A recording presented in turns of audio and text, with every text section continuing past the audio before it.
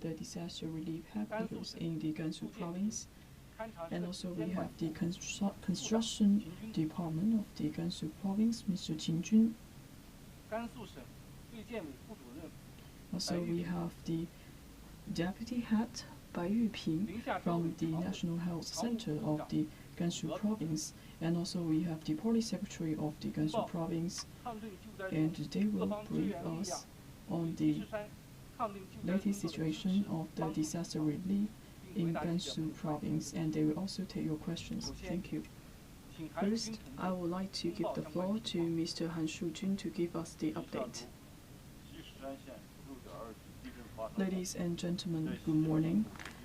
Since the occurrence of the magnitude 6.2 earthquake happened in the Jishishan County, under the strong leadership of President Xi Jinping and also all parties of the society, we have worked with other forces and united as one to fight against the disaster, the earthquake. We protect ourselves and try our best to mitigate the impact.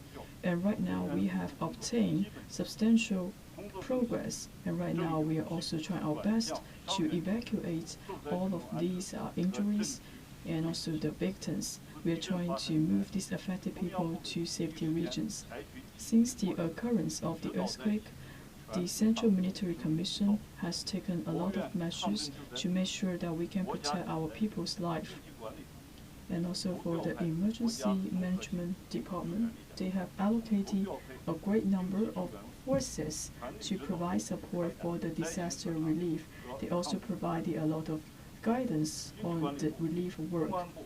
For the Emergency Response Department, the Natural Resources Department, Transportation Departments, the National Health Commission, we also see the leaders and the head of these departments to provide support on site in the Jishishan County. And since the occurrence of the earthquake, we also have a number of departments working together to draft out plans on the releasing of the disaster relief. And also we have the banking sectors, the statistics bureau, and also we have the worker union and all of the funding mechanisms. They also allocated a great number of funds to provide support for the disaster relief. We also have the firefighting service team and also the Red Cross Society. They are trying their best to allocate the relief supplies. We also have the Veteran Retirement Department, the National Health Commission. They also send out the experts into the front line. They're trying their best and trying to mitigate the impact of the infectious disease and cure the wounded. And also for the central government, they also organize a number of press conferences to release the latest situation. And also we have the MIT department to work on the restoration of the telecommunication devices.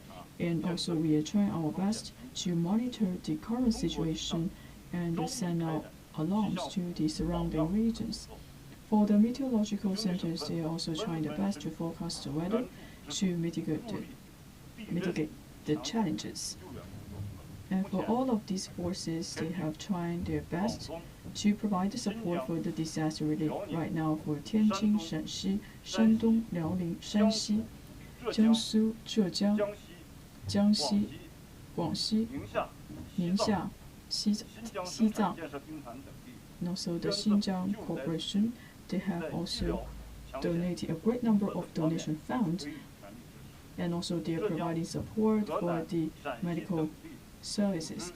For Zhejiang and the Henan provinces, they have organized a rescue team, and the teams has been sent to the affected areas to provide support and for the disaster relief support. For Hubei and Tianjin, they also organized the teams from the society, and all these teams, they will bring the equipment and facilities and race to the disaster-affected areas. And some of the relief supplies have been collected and sent to the disaster-affected areas. And for the Sichuan province, they also send out the experts. They are also taking out the live signal sensors to the affected areas. They are trying out their best to protect people's lives. For Beijing, Shanghai, Guangdong, Fujian, Hunan, Henan province, and for the universities, and also for the students under difficulties, they have also received a lot of support from these areas. And also we have the PLA, the Westerly Theater Command, and also the PLA Corps. We have over 300 people from the Westerly Theater Command, and within 4 hours, this group has arrived at the disaster hit areas. And for the air forces, they also send out the helicopters and the planes to monitor the disasters and try our best to mitigate the impact. And also we have a great number of armed places. They are also racing to the disaster-affected areas. Together with them are a number of the relief supplies. They are trying to help the disaster areas to set up tents and to relocate the affected people. We also have the medical staff to raise the affected areas to save more lives. Now we can see like people from different parts of the society have been united as one and try to provide support for the Gansu province.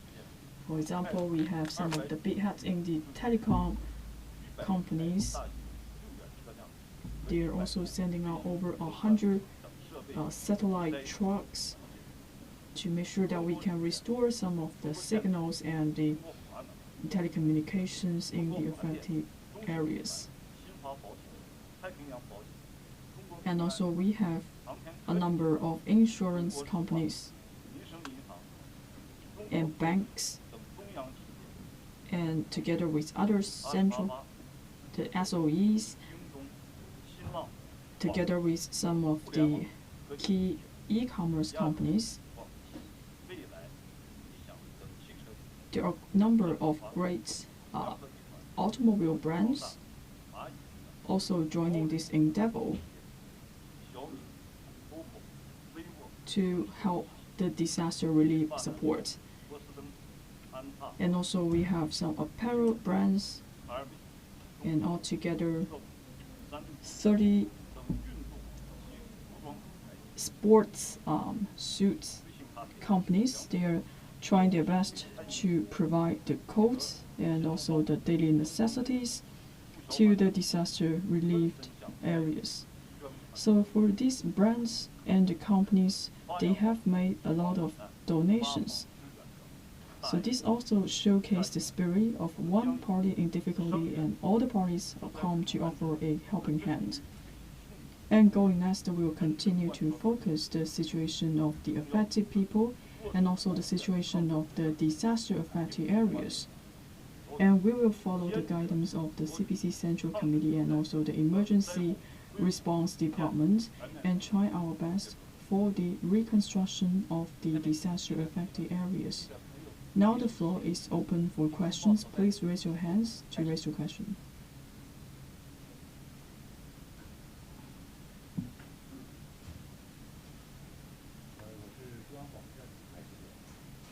With CMG.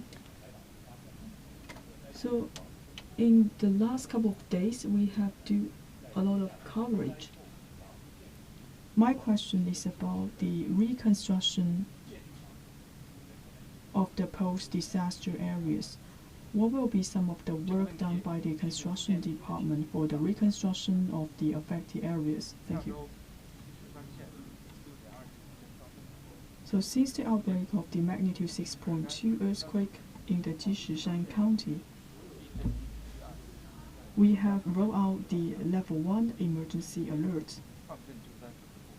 Immediately, we have formed a disaster relief headquarters, and also we are responding to the alarm of the disaster. We race to the disaster affected areas by no time and provide guidance on the reconstruction. We work with the Science Academy of the Construction and also work with the Design Academy of Gansu Province to come to the front line to analyze the situation of the disaster and also the damage of the houses in the disaster-affected areas. Altogether, we have 398 experts raised to the front line. And also we have the China Railway, they also have some experts to come on site to analyze the reconstruction of the damage causes. And also we are trying to screen the potential risks of the current situation in the disaster-affected areas. As of 6 a.m. of today, for the construction department, we have a preliminary assessment of the kindergartens and the hospitals in the Jishishan County. For the most affected areas, altogether 19 villages, we have already provided support to relocate the affected people in those regions. And also, right now, we are able to provide the heat and the power in those areas. We will continue to restore the power engine to make sure that the heating supplies can be recovered today. And today we will focus on 3 townships covering 31 villages in the Jishishan County. And we think this week we will continue our efforts for the relocation and also the reassessment of the damaged houses.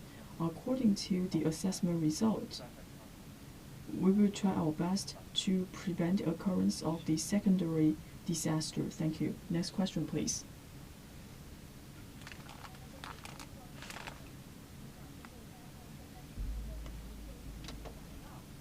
So my question is about the medical need of the affected people. How can they get medicine? And for some people, they may have some post-disaster trauma. How we help these people to release their tensions? Thank you. Friends from the media, since the occurrence of the earthquake, the provincial health care center, we have worked with the localities in different cities of the Gansu province to make sure that we can cure the injuries. And also we try our best to provide the psychological support to the victims. So right now we have received over 784 injuries in different levels of hospitals. So right now the rescue work is all in order to maintain the order and also try our best to provide the diagnosis services for the affected people. We have done the following work. First, we will open up the green channel for the mild symptoms injuries. We will try our best to give them immediate treatment, and for some of the critical cases, we will transfer these people to upper level hospitals for emergent treatment. And at the same time, we will try our best to restore the medical services in different level of regions in the affected areas. We have set up 19 emergency rescue center and also provide the day-to-day services for the medical treatment for the affected people. And also we allocated 21 ambulance and over 600 medical service teams and form 21 teams, and for these 21 teams they will go deep into the four townships that has been severely damaged because of the disaster. And each day we will provide 500 times of treatment to the local people, and also we will restore the operation of the pharmacies. At the same time, we will try our best to replenish some of the key medicines to cure some of the fundamental diseases. So all of these medicines have been dispatched in place, and later on we'll continue to allocate the medicines to provide support for the affected people. Fifth, we will try our best to allocate sufficient blood storage And right now, for the existing blood storage will meet the needs. And after the earthquake occurs, a great number of people were struck and suffer from trauma of the disaster. And we also done a lot of work in this regard. We have 28 experts, and they will go to the villages and the hospitals. They will provide the psychological counseling and support to the injuries, the victims, and also their family members. They will provide one-to-one services, try to comfort the nerves of these people. And right now, we provide these psychological services to over 500 people. And right now, we are trying to form a more professional team. And for each one of the villages, we will have 1 to 2 people. They will go to different households to provide the psychological counseling. And also, we are working with different cities of the nation and trying our best to listen to the needs and also try to comfort the nerves of those people who have been affected by the disaster. One last question, please. With Xinhua News Agency. So since the occurrence of the earthquake, and for the headquarters, we have allocated a lot of supplies, and for the different cities, they also send out a great number of relief supplies, for example, the coat, quilt, folding beds, etc. So how we could make sure that all of these supplies can go to those people in need, according to the guidance of President Xi Jinping. So for the emergency department, they also release very precise guidance for us to provide the disaster relief.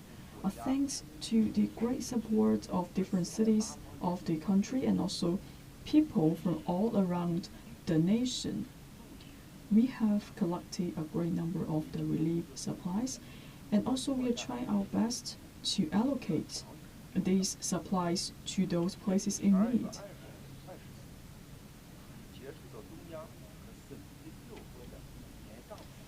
And as of now, we have received over 30,000 coats and also over 30,000 coats and quilts and 2,700 stoves and over 20,000 tents and also some temporary torch lights. And also from the society, we also receive over 50,000 supplies from different parts of China. And all of these supplies will include over 90,000 trench coats, folding beds, stoves, the waterproof pads, over 12,000 instant noodles, over 70,000 bags of flowers, and also over 80,000 boxes of milk, and also over 9,000 folding beds. So all of these relief supplies will be received by the disaster relief headquarters collectively. So we will manage all of these supplies, and also we will register all of these supplies one by one, make sure that we have sufficient supplies on stock. And second, we will try to allocate all of these relief supplies in order. So first we will check the quantity of these supplies, and also we will work with the front line. So the key priority for us is to make sure that for all these affected people, they will not suffer from the coldness in this weather. and make sure they can receive sufficient food on a day-to-day basis. And third, we have designated personnel to deliver all of these relief supplies. And we will check all of the supplies to make sure that all of the supplies are in good condition. And we will allocate designated trucks and transport all of these relief supplies to the township, to the villages, and to the households. We will also have a team of volunteers to make sure that for each household, they can receive these supplies. We need to make sure that these people, they have safe food, they can get access to the drinkable water, and also they stay warm in the winter. Especially, we will pay attention for all of these supplies, and also we will collect all the suggestions from the affected people to make sure that all the people are safe. So that's the end of today's press conference. See you next time.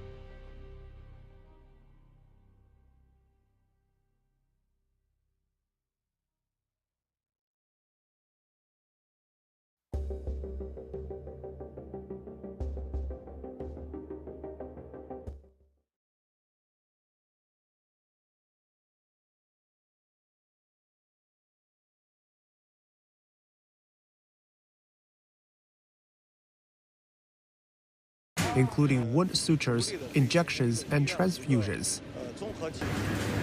76-year-old villager Malabiye hurt her head in the earthquake and is undergoing a full medical examination.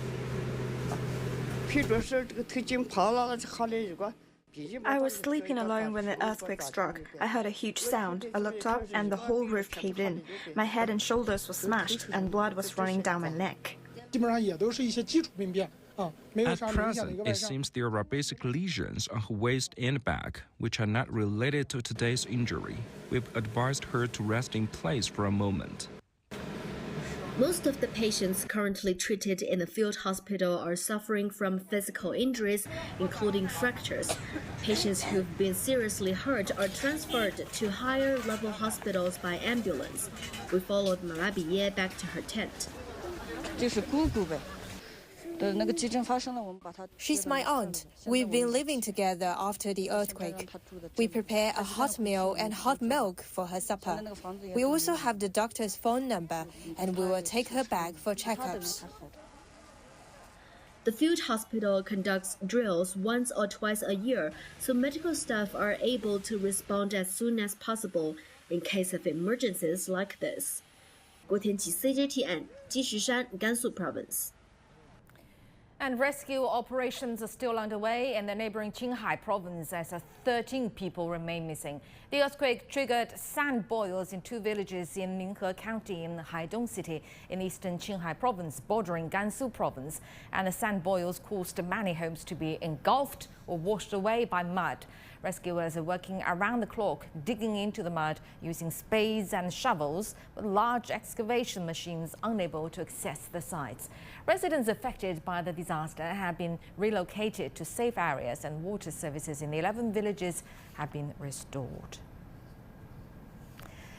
And after the earthquake, Qinghai County People's Hospital in Qinghai's Haidong City speedily organized 524 medical personnel to treat the injured, and the first batch of earthquake victims was sent to the hospital within 2 hours. When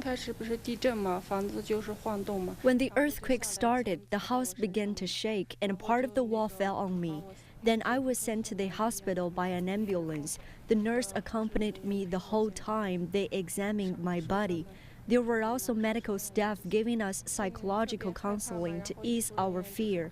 Then the test results came out, and finally I felt relieved. Qinghai County People's Hospital is a second-class A hospital with relatively insufficient medical resources, but with the support of the Sichuan National Emergency Medical Rescue Team. Together with the medical team of Qinghai Province, the rescue capacity has been quickly supplemented. All right, that's it for this.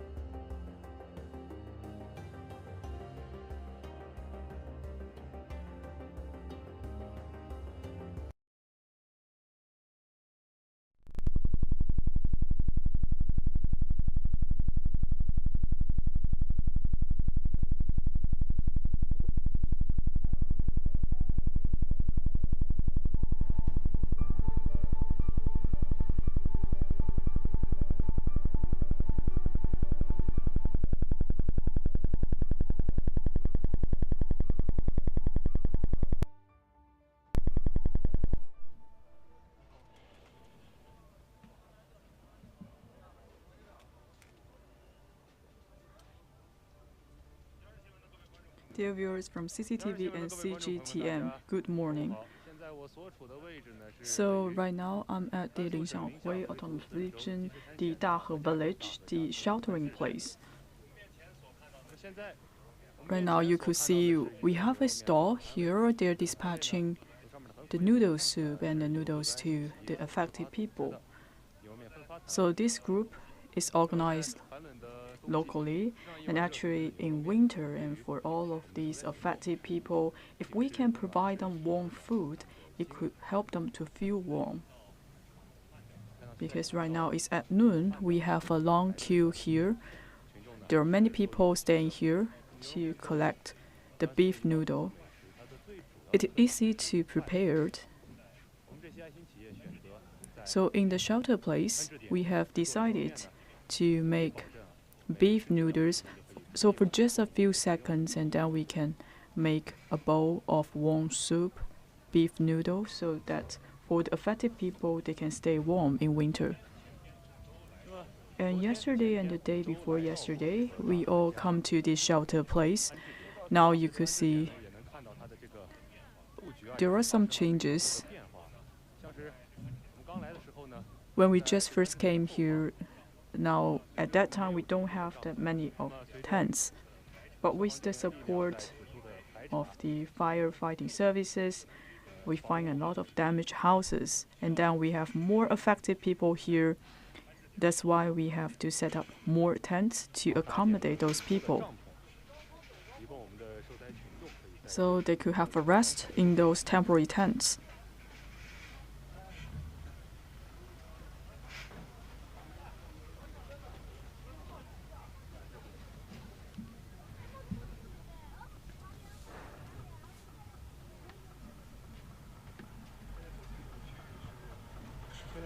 Now we have just passed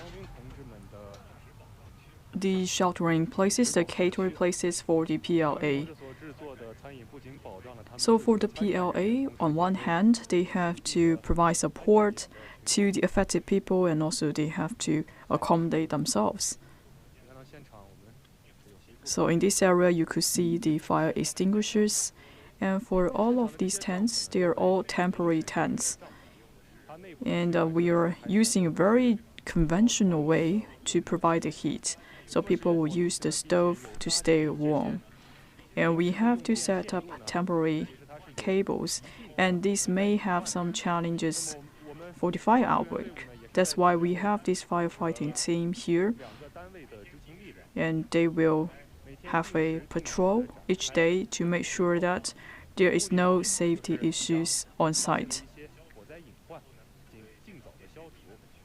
And they have to protect the safety of the affected people, and also they will give some education for the affected people so they know how to protect themselves to make sure there are no secondary disasters happening here.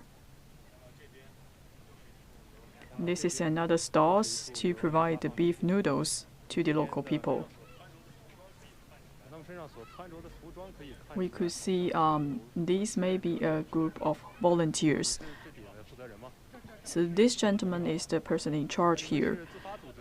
Actually, we are volunteers.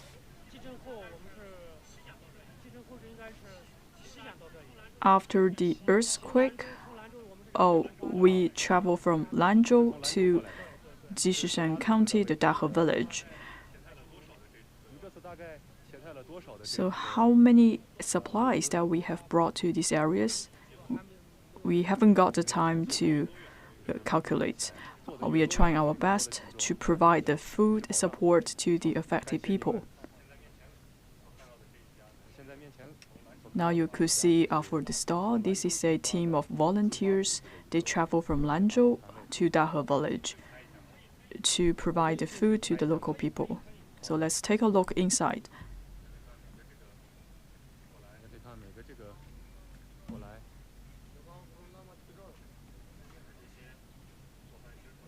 So now we could see we have a group of volunteers. They have different work divisions. Some people are preparing for the noodles, and some people are cooking the noodles.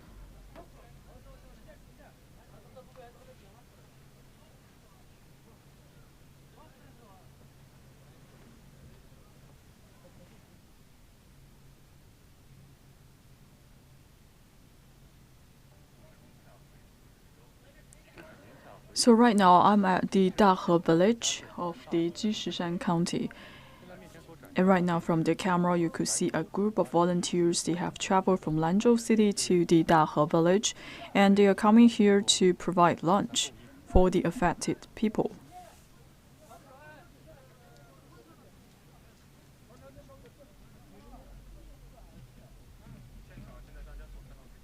So on site you could see there were many temporary tents that have been set up by the fire service team and the PLA group.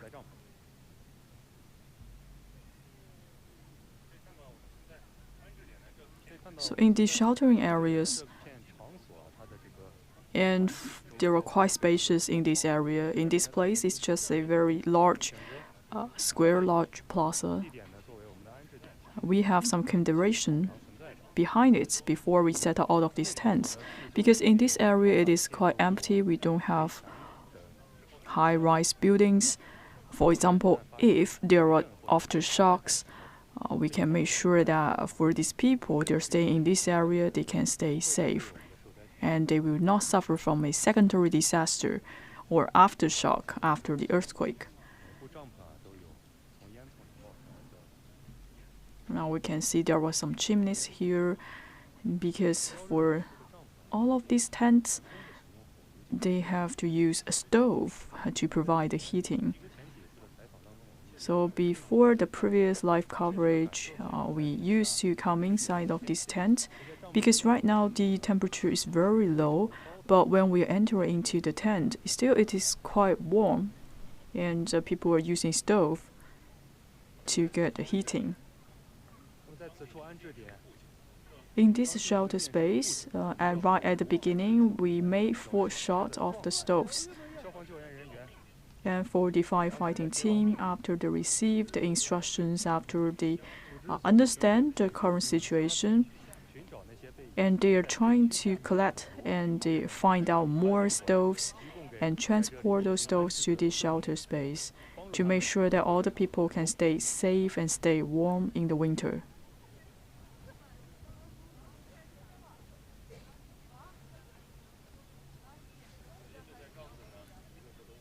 So for all of these tents, now you could see they're side by side. We try our best to save more space and we can build up more tents in this area. We have to make sure that all of these affected people, they could take a rest in this temporary shelter.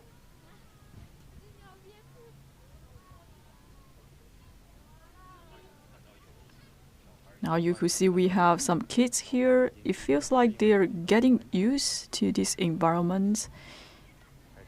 They just could see they're playing around.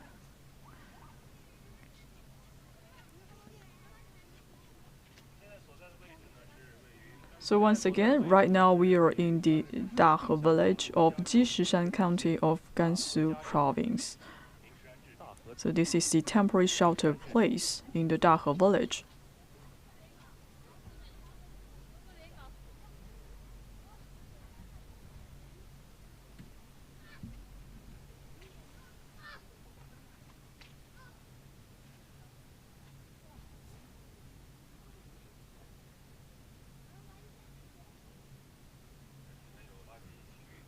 And also we have the garbage sorting areas. And we will take out all the garbages in time. So right now we could see the fire servicemen patrolling here. So this Mr. Chu Yao from the Guanghe Firefighting Service Brigade. Can you tell us more about the allocation of the service forces? So in this area, we have 48 servicemen here for patrolling.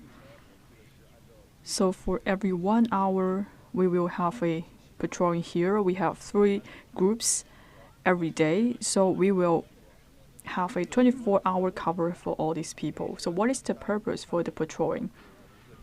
So as you may see that for all of these tents, so we are using a stove to provide the heating. So if we are using the stoves, we may have some dangers. So we have to make sure there is no secondary disaster happening because of a fire outbreak. And from time to time, we will enter inside of the tent to educate the affected people on how to protect themselves if fire occurs. So, in short, we have to make sure that there is no fire occurs, and also we can protect the safety of the affected people. Thank you.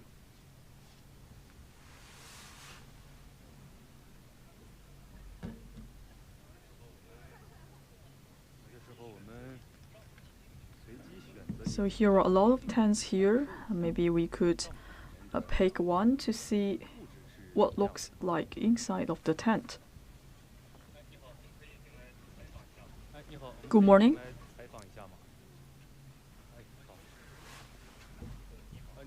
So where do you come from? Are you from the Dahong village? How do you feel about the temperature? Very warm. This is a mop.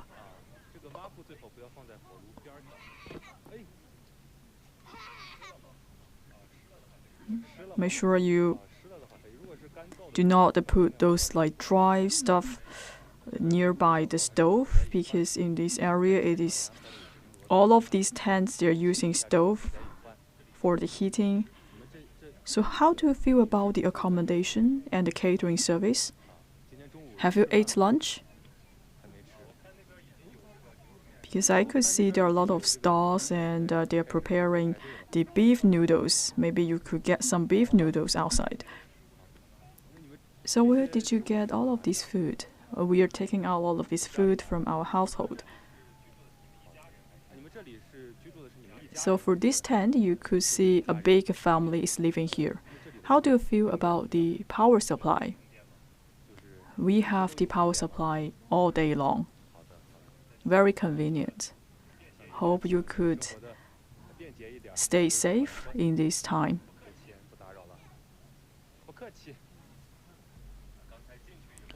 So just now, after we enter into the tent, we could feel that the temperature, maybe it is about like 20 Celsius degree.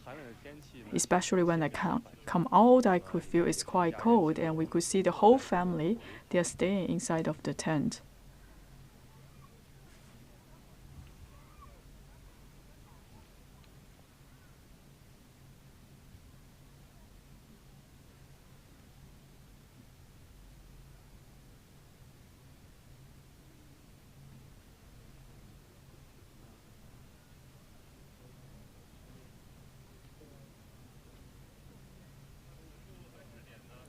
This is another area of the shelter places. So even though it is not big in size, but still we have everything ready for the tent. So for example, in this area, this is the health service. This area can be also considered as a temporary hospital.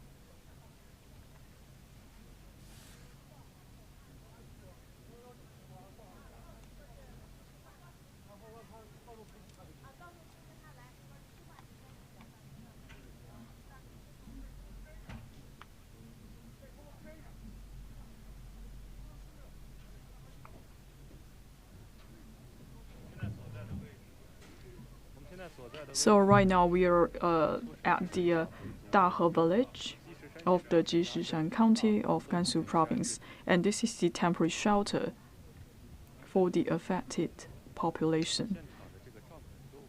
So you could see the extinguisher is everywhere alongside by the tent. As I've just introduced, for all of these temporary tents, we have some temporary setting up of the pipelines to provide the electricity as well as the heating. So we have to make sure the fire usage safety. On one hand, we have the firefighting services men patrolling 24 hours, and we also have the extinguisher everywhere to make sure that if there's fire outbreak, and then we could put off the fire immediately.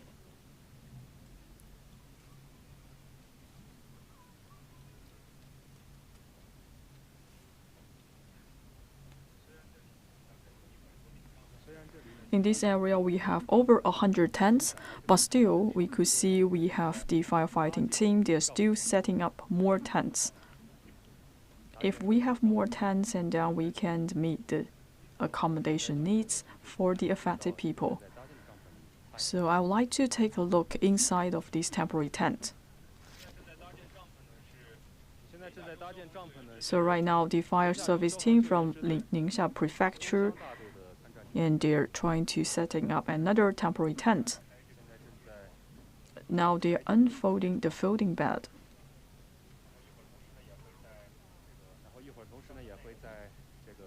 And later they will also bring in the stove, and they will also install some of the temporary pipelines for the lighting services. And this time, because of the earthquake, we are receiving a great number of donations from different sectors of the society. Now you could see the brand new quilts, coats, etc. So right now we have the servicemen from the firefighting brigade from Ningxia Prefecture. So right now we are at the temporary shelter of the Dahe village of Jishishan County of Gansu Province. So just take a look at this tent.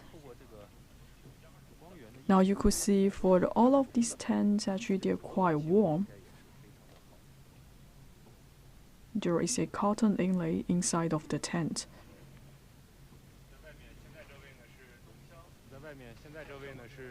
And now we have another serviceman from the firefighting brigade. When did you arrive at the shelter place?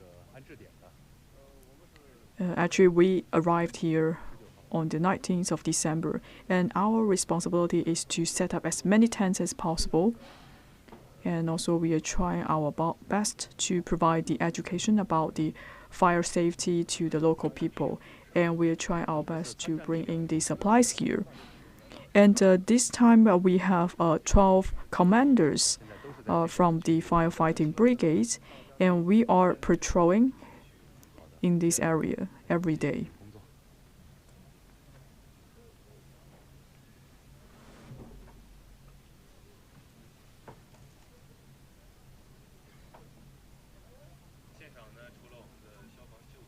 So in this area, in addition to the firefighting team, we also have the PLA servicemen, and also we have the medical support team from the National Health Commission.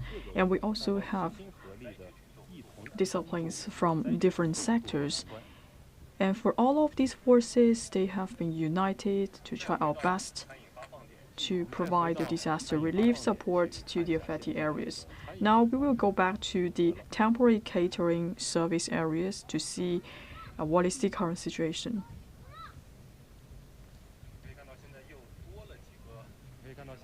Now we could see more stalls have been set up because it's almost lunchtime.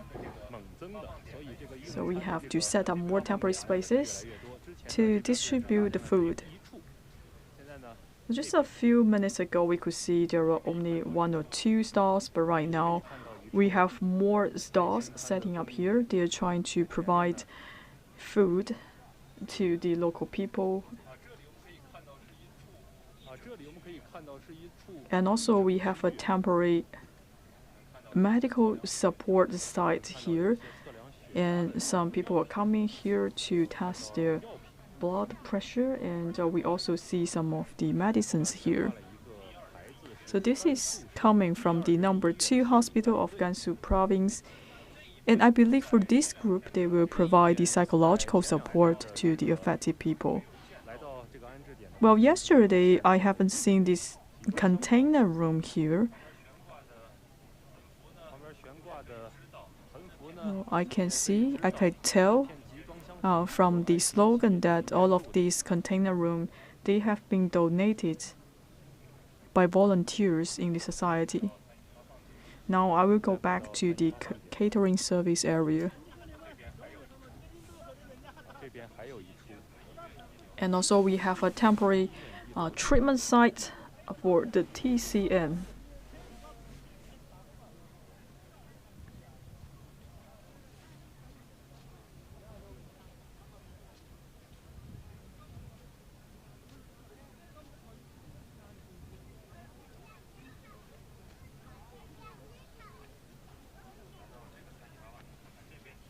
So this is another area of the temporary catering service. Let's see what is the lunch.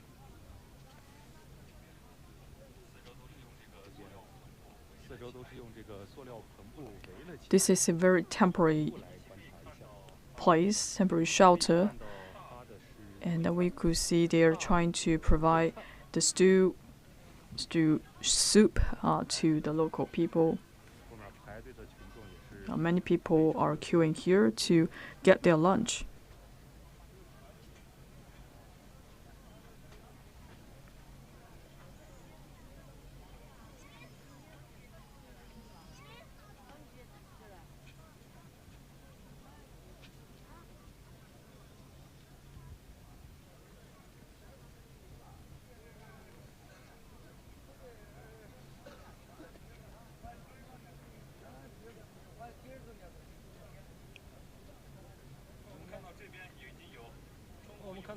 In this area, we also see the China Post. And also we have a temporary postal office here. And now you could see the delivery service has been recovered in this area. We also have the shelf here. You could see there are a lot of packages coming in. Good morning. So we are from CCTV. My question is, when did you arrive in this place? We came to this place yesterday. So when we are coming here, we're just trying our best to provide some of the delivery services. And we are bringing in some of the daily necessities to the local people. We are also working with the local PLA services. For example, we are trying our best to bring the quilts to the affected region. And also we are also bringing some of the shoes in this area. If people are not able to collect their packages, so we will bring the packages to the disaster-affected areas. So for all of these emergent daily necessities, we will try our best to bring all of those supplies to the local people.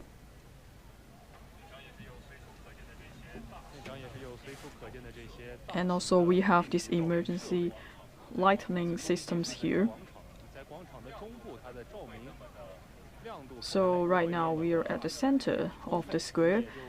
We have setting up a number of the emergency lighting system here. So especially at night, you are able to see the oversight the situation here. And also we will have some drones patrolling at night to provide the lighting in this area.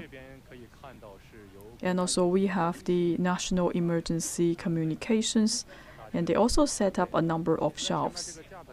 And you could see there are some satellite telephones available in this place.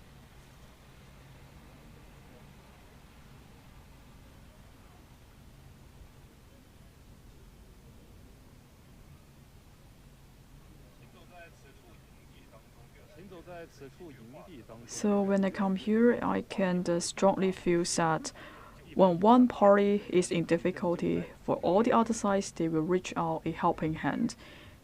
And people around the society have been united as one and provide support to the disaster relief region. So right now, I'm at the temporary shelter of the Dahe village of Jishishan County of Gansu Province.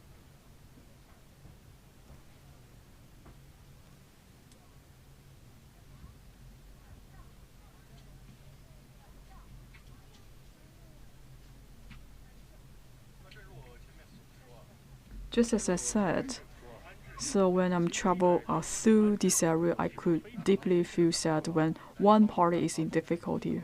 For people around the society will provide support here.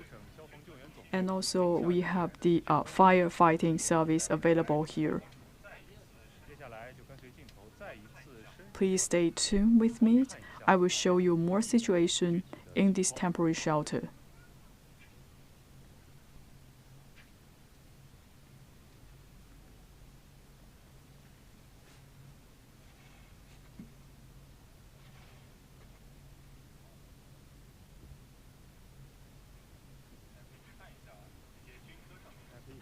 So for all of these, the transportation trucks, and you could see all of these slogans here. So for the PLA, they will go to the place that is most needed by the people.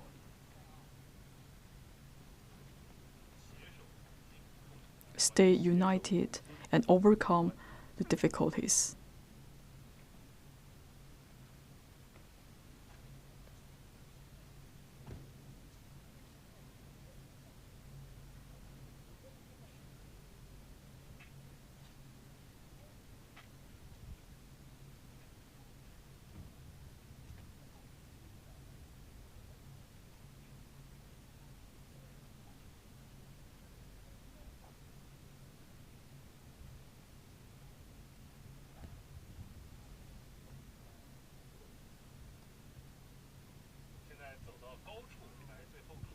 So right now we are going to another area. So we will go upwards to have an overview of this temporary shelter place.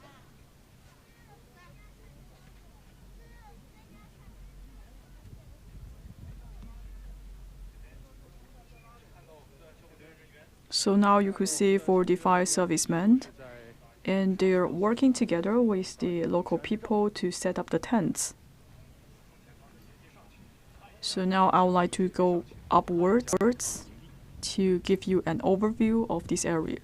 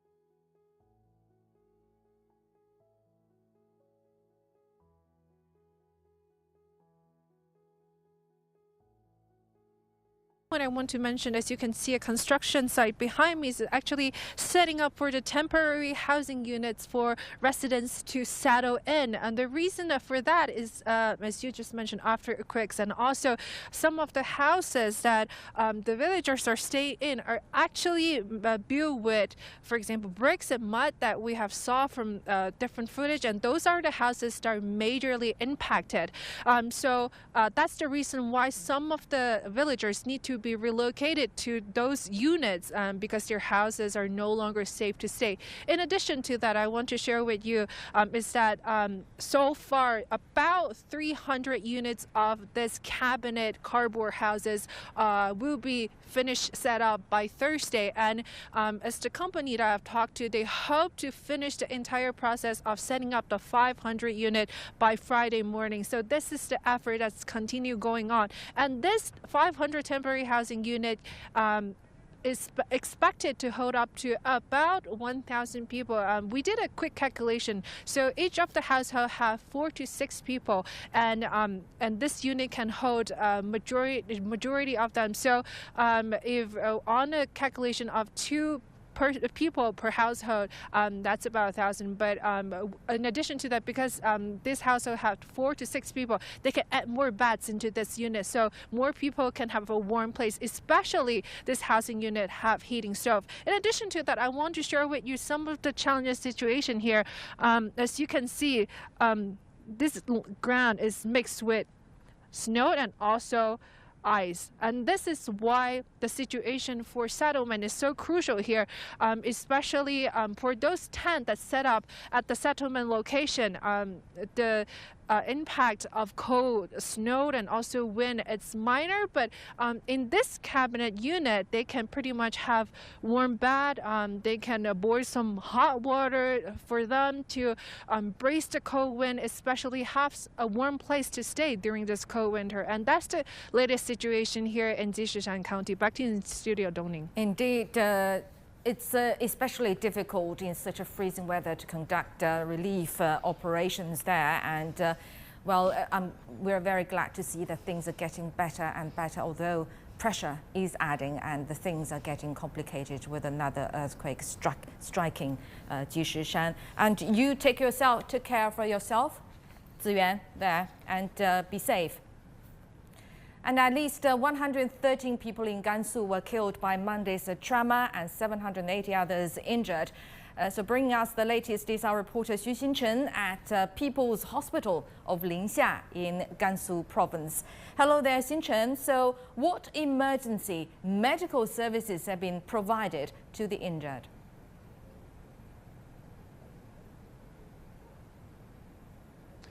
Yes, Tony. So I'm back in front of the People's Hospital of Linxia. That's the largest hospital in the Linxia prefecture, where Jishishan is located at the epicenter for the M6.2 earthquake on Monday night, and of course the 4 magnitude aftershock earlier today. And so medical teams from around China, including those from Beijing, for example, Beijing Xiehe or Jishuitan hospitals, as well as from West China Hospital of Sichuan University, are convening here in Gansu, in this hospital actually right behind me, not only to treat those moderate to severe injured patients now taken in this hospital, but also these expert team are also touring around those shelters, including those settlement centers and the temporary households, and to check on people to assess if there are more severe cases, so they should move to better medical facilities. So right now behind me, the People's Hospital of Linxia is now treating some 100 moderate to severe injured patients from the earthquake-stricken area. And 1/3 of them are critical conditions, and the most severe cases are mostly bone fractures and head injuries, concussions, etc. So we're seeing a lot of experts from neurology as well as bone fracture experts are meeting every day, so they are offering solutions or whatnot. And kids and elderlies are among the most injured personnel, and that's most of the why is that is just because of in Jishishan County, most of the households they are adult adults are working elsewhere and are leaving the elderly and kids at home. And when the earthquake struck, and those are the most affected generations over there. And we're also learning, actually, this is quite urgent, is that in the neighboring Qinghai province, where also the earthquake somewhat shattered people there, there has been a sand surging phenomenon that made the rescue team a little bit harder to find people, and some people might suffocating buried under those torn apart buildings. And we're also learning the latest that if, in Qinghai, they need a little bit more medical assistance and whatnot. But the good news is that power, water supplies is back, and of course the roads, even though with ice and snow, but roads are back, fully recovered for transport to come in for supplies or medical teams. Back to you, Dongning. Really difficult there. And you take care of yourself, Xinchen, and stay warm. Xu Xinchen reporting from Linxia in Gansu Province. And rescue operations are still underway in the neighboring Qinghai Province as 12 people remain missing. And the earthquake triggered sand boils in 2 villages in Minghe County in Haidong City in eastern Qinghai Province, bordering Gansu Province. And sand boiling is actually caused by liquefaction of sand and can cause some disasters. The sand boils caused many homes to be engulfed or washed away by mud. Rescuers are working around the clock, digging into the mud using spades and shovels, with large excavation machines unable to access the sites. Residents affected by the disaster have been relocated to safe areas, and water services in 11 villages have been restored. And after the earthquake, Minghe County People's Hospital in Qinghai's Haidong City speedily organized 524 medical personnel to treat the injured. And the first batch of earthquake victims was sent to the hospital within 2 hours. When the earthquake started, the house began to shake and part of the wall fell on me. Then I was sent to the hospital by an ambulance. The nurse accompanied me the whole time they examined my body.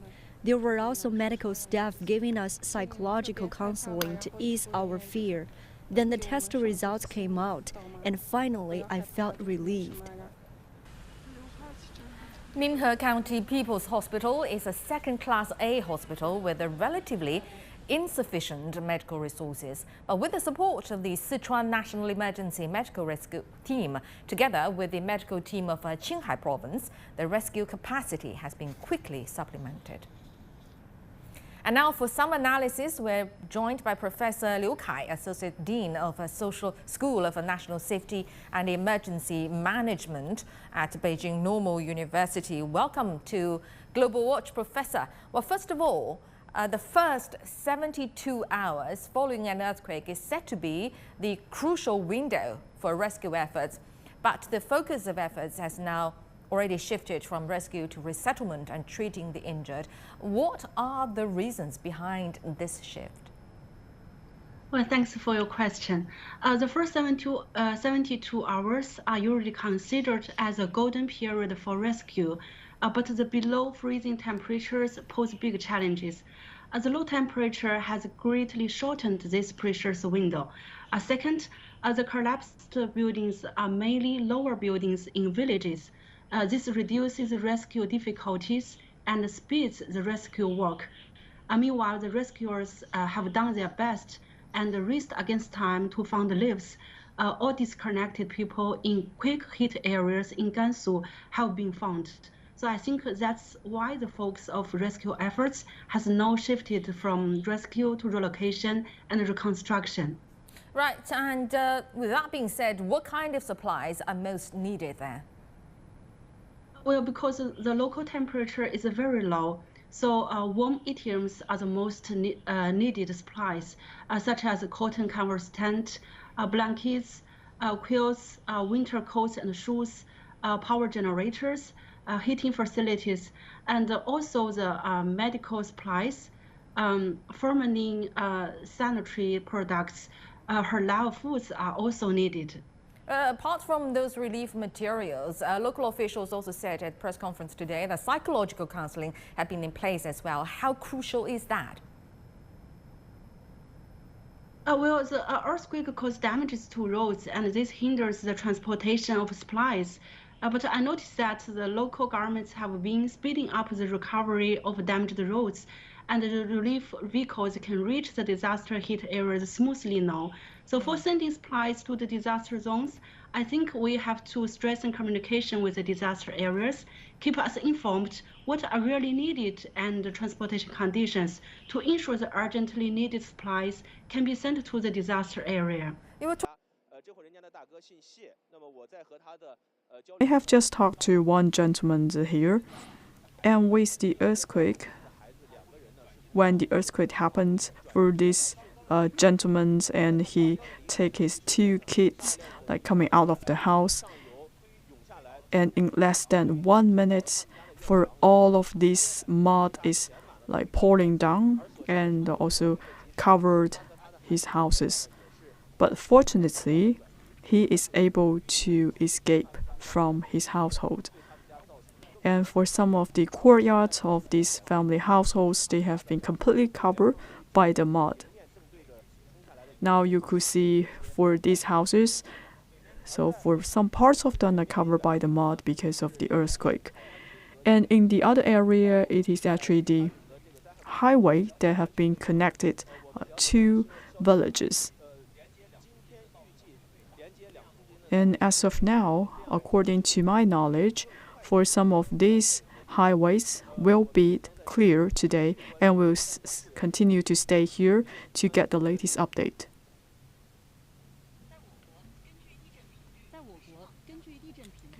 So now we will talk about the types of the earthquake. So first we have the isolated earthquake. This means that some of the aftershocks. And so for these aftershocks, they may be a very high altitude.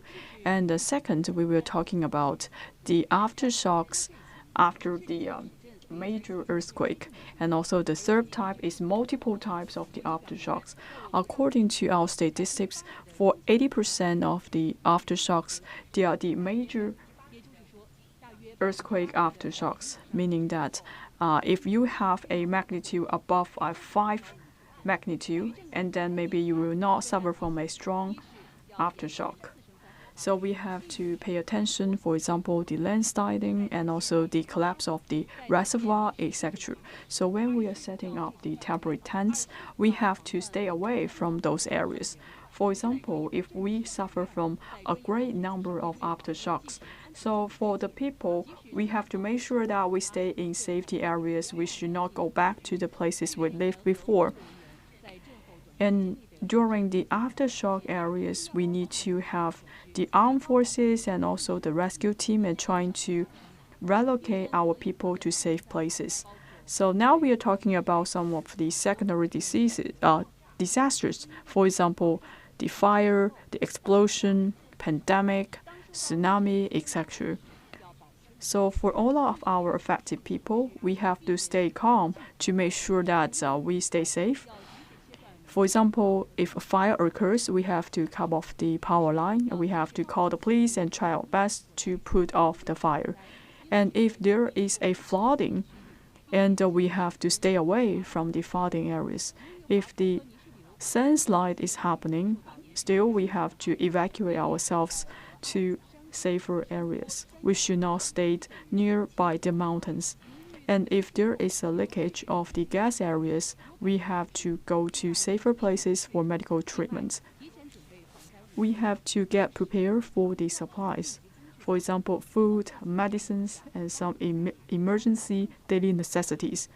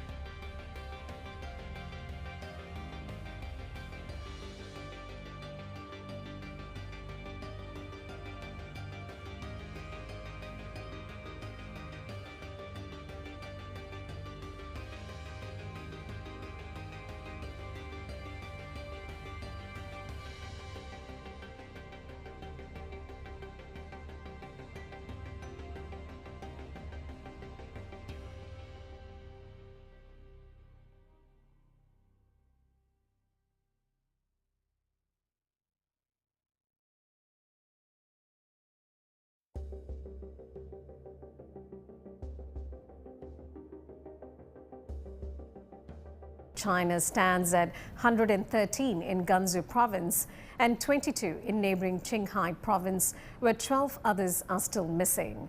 The quake jolted Qinghai County in Gansu's Linxiahui Autonomous Prefecture, close to its border with Qinghai at midnight on Monday. Another magnitude 4.1 earthquake was reported in Qinghai County this morning. Rescue work in Gansu concluded on Tuesday, and the focus has now shifted to treating the injured and resettling affected residents. 19 temporary medical treatment stations and 1 mobile hospital have been set up in the disaster-hit areas. 21 medical teams have been dispatched to 35 affected villages to conduct door-to-door visits. A total of 102,000 boxes of essential medicines for common illnesses have been distributed. 28 mental health experts are in Gansu to offer psychological counseling, and over 50 more will assist through online consultations. Monday's earthquake affected more than 145,000 people. Our reporter Chen Qiyuan in Gansu tells us about the construction of shelters in sub-zero cold. So one key point I want to mention, as you can see, a construction site behind me is actually setting up for the temporary housing units for residents to settle in. And the reason for that is, as you just mentioned, after earthquakes, and also some of the houses that the villagers are staying in are actually built with, for example, bricks and mud that we have saw from different footage. And those are the houses that are majorly impacted. So that's the reason why some of the villagers need to be relocated to those units because their houses are no longer safe to stay. In addition to that, I want to share with you is that so far about 300 units of this cabinet cardboard houses will be finished set up by Thursday. And as the company that I've talked to, they hope to finish the entire process of setting up the 500 unit by Friday morning. So this is the effort that's continue going on. And this 500 temporary housing unit is expected to hold up to about 1,000 people. Gansu health officials say a total of 784 people injured in Monday's quake are being treated in the province's hospitals. Our reporter Chu Chin-chen has more from the People's Hospital of Linxia. Medical teams from around China, including those from Beijing, for example, Beijing Xiehe or CGTN hospitals, as well as from West China Hospital of Sichuan University, are convening here in Gansu, in this hospital actually right behind me, not only to treat those moderate to severe injured patients now taken in this hospital, but also these expert team are also touring around those shelters, including those settlement centers and the temporary households, and to check on people to assess if there are more severe cases, so they should move to better medical facilities. So right now behind me, the People's Hospital of Linxia is now treating some 100 moderate to severe injured patients from the earthquake-stricken area. And 1/3 of them are critical conditions. And the most severe cases are mostly bone fractures and head injuries, concussions, etc. So we're seeing a lot of experts from neurology as well as bone fracture experts they are meeting every day, so they are offering solutions or whatnot. And kids and elderlies are among the most injured personnel. And we're also learning, actually, this is quite urgent, is that in the neighboring Qinghai province, where also the earthquake somewhat shattered people there, there has been a sand surging phenomenon that made the rescue team a little bit harder to find people, and some people might suffocating buried under those torn apart buildings. And we're also learning the latest that if in Qinghai they need a little bit more medical assistance or whatnot. But the good news is that power, water supplies is back, and of course the roads, even though with ice and snow, but roads are back, fully recovered for transport to come in for supplies or medical teams. Rescue operations are still underway in the neighboring Qinghai province as 13 people remain missing. The earthquake triggered sand boils in 2 villages in Minhe County in Haidong City in eastern Qinghai province bordering Gansu Province. The sand boils caused many homes to be engulfed or washed away by mud. Rescuers are working around the clock, digging into the mud using spades and shovels, with large excavation machines unable to access the sites. Residents affected by the disaster have been relocated to safe areas, and water services in 11 villages have been restored. Minhe County People's Hospital in Qinghai's Haidong City has speedily organized 524 medical personnel to treat the injured.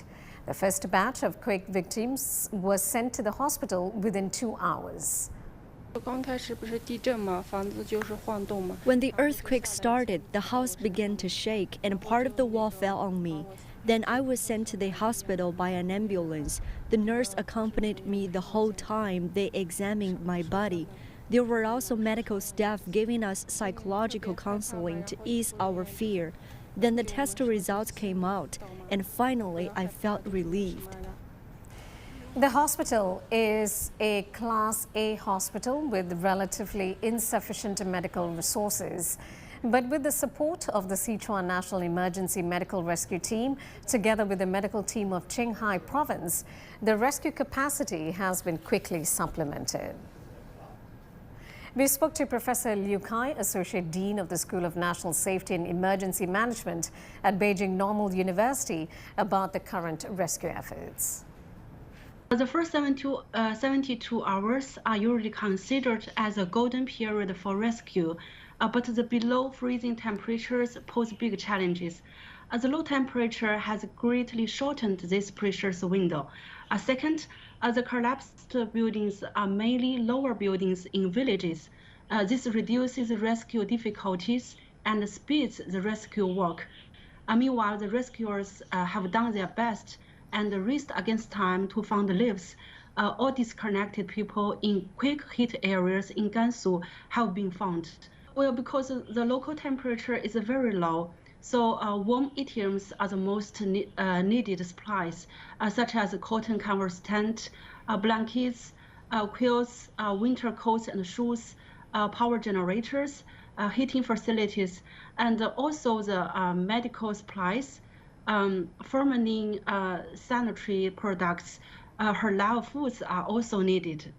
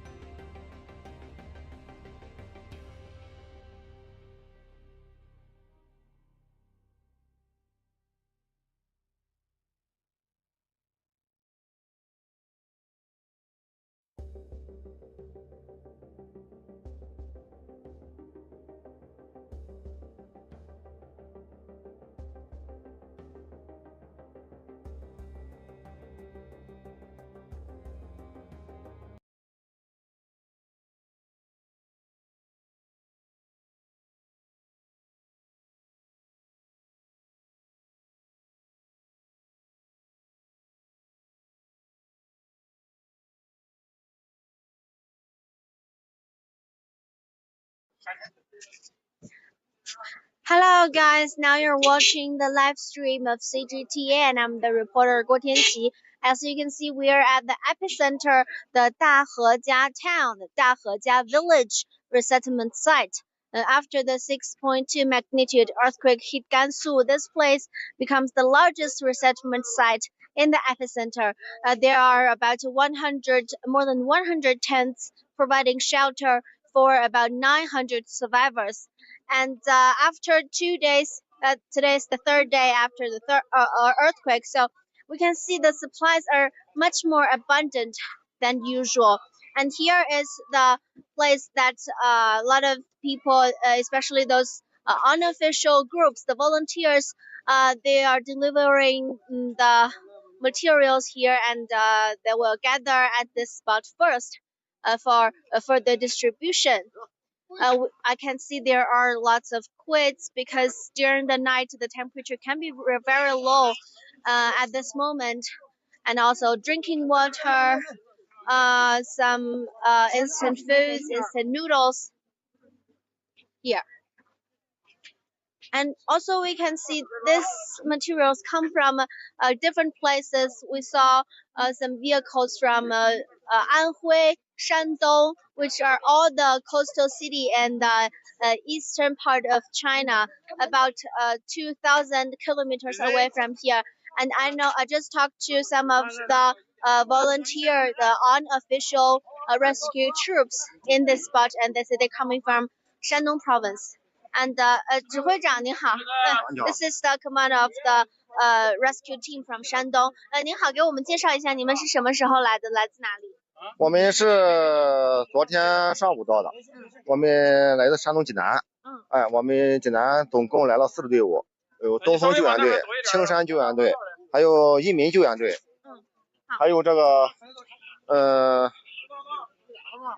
南山救援队，总共4支队伍。Okay, so they're from Jinan, the provincial capital of Shandong, and they arrived yesterday morning. There are about 4 unofficial troops here. 你们的主要任务是什么呢？我们的主要任务是接收、发放、管理物资。主要是咱们这物资有一大部分是咱们中央发放的物资，对，是这样的。也有那个不同的地区的人捐过来。不同地区来自全国各地的。这个好心人捐赠的物资，我们是接收、发放、管理。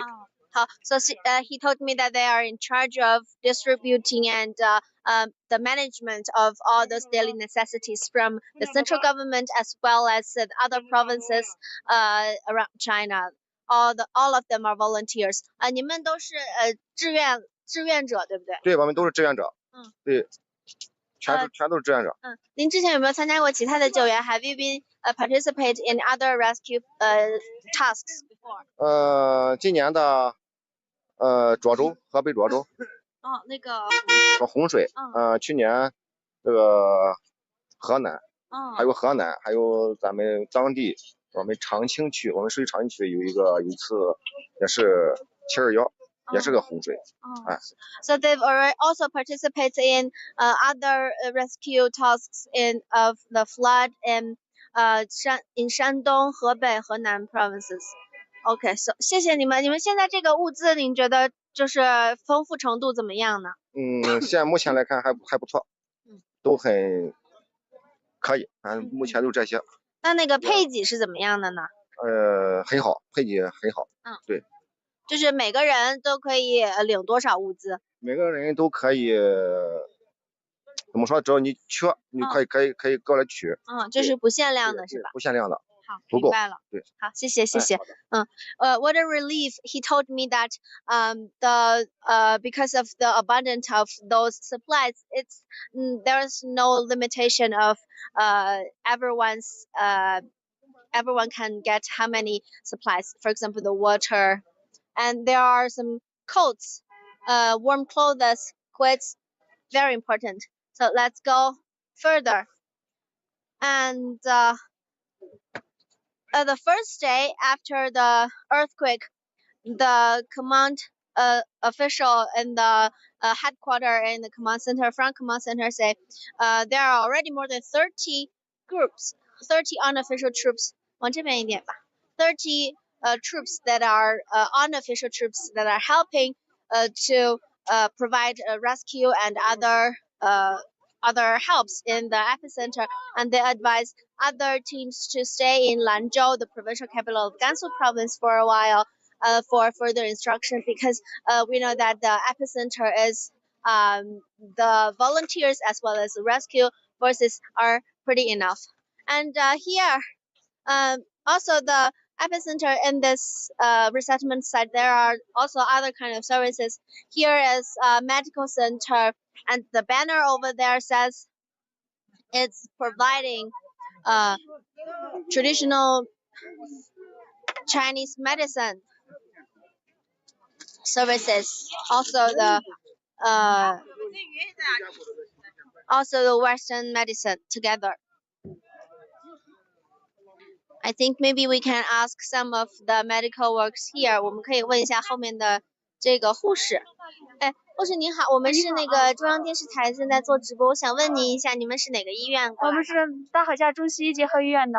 哦，就是本地的医院。本地的医院。主要带了一些哪些药品和那个设备来呢？就是一些常用的感冒药、发烧的、咳嗽的这种常用的感冒药。好。So the nurse told me that they are from the 大河家 town. 中西医结合医院。OK， 好的。大河家the Western and traditional Chinese medicine, hospital, also the local hospital. They are taking basically all the medicines, for example, the medicines for cold and other common disease. I think there are also some other medical stands here, but this one is the most crowded, maybe because all the patients, they are familiar with the doctors, because it's the local hospital. Yeah, let's move further. This place I want to tell you is this is a square called the Cultural Square in Dahejia town, and there right now it's become the epicenter, become the resettlement site center. And here are the trucks. Over there, the orange, the yellow truck is from the state grid that are providing emergency energy supplies for the entire resettlement site. Right here, it's a charging station. Everyone can charge their phones. Also, in every tent, there's electricity inside.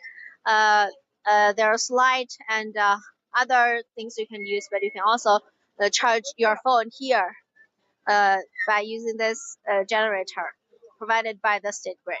And also a good news is this morning, according to the official news, all the electricity in Gansu provinces are restored, especially in the epicenter. Yes. Let's move forward. Well, also earlier it's the lunch time, and this place is like the open air canteen for a lot of people. And you can see there's still some water vapors. You can see from a distance. They're still cooking right now, in case there are someone that haven't eat today. We can see they are providing, they're serving fresh beef noodles, the fresh made beef noodles. This is the beef soup. This in the cold winter, beef noodle is the best thing. And they are making the noodles over there on site.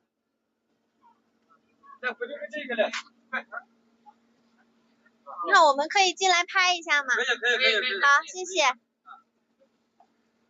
I saw at least 5 or 6 stands that are making the fresh beef noodle, one of the very well accepted Muslim foods here, because this place is located in the Linxia Hui Autonomous Prefecture.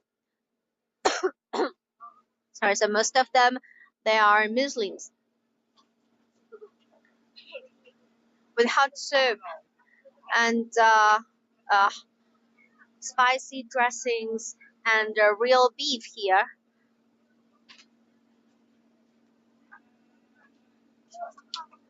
Everyone can get warm after having a bowl of noodles.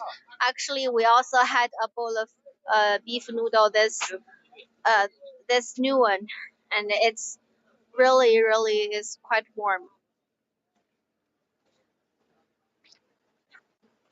And also, as for the rescue forces, in this morning, most of the rescue forces rescue tasks are completed in Gansu provinces, and so the rescue team, they are focusing on evacuation the victims, as well as to relocate them and to save their belongings and to give them medical treatment here. And over there, there's some ambulance. Here is also another stand that are providing free foods, also free Muslim food. And it's from school. Let's ask them what they're making. 您好，想问一下，咱们现在在做什么呀？他们做那个烩菜，牛肉烩菜啊。里面都有什么呀？里面有牛肉、大葱、蒜苗、萝卜，还有那个土豆粉儿，烩起来的。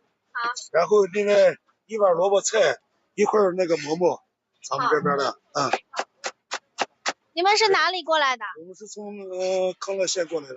离这里有多远呢？这里100多公里。好。So they told me they're from Qinghai County, which is about more than 100 kilometers away from here, and they are preparing a traditional stewed dish in this area, also a Muslim food. There are green onions. The dish has green onions, beef, and other vegetables. Very popular. 中午的已经分完了是吧？中午做了1200碗，已经完了。这是下午的1200碗。5点钟准备开菜。好。So they are preparing about 1,200 meals of stewed beef this afternoon, and they start serve at around 5 o'clock. Oh, over there, 那边是肉是不是？ Over there we can see there are lots of beef, cooked beef and radish. 我们可以进去看一下吗？这些是不是都是你们自己带的？Okay. So all those equipments they provided, they took them themselves. There are chopped radish and cooked meat. 哇，真的很丰富。Looks very attractive and delicious. 这边是豆腐吗？这边是不是豆腐？豆腐，对。And the fried tofu. All of them are the ingredients of the stewed beef, and the dishes go with the traditional Muslim style bread. 就这个是跟烩菜一起吃的馍馍是吧？是切好了，会放在这儿。都是清真的是吧？都是清真的。All of this are follow the Muslim dietary restrictions.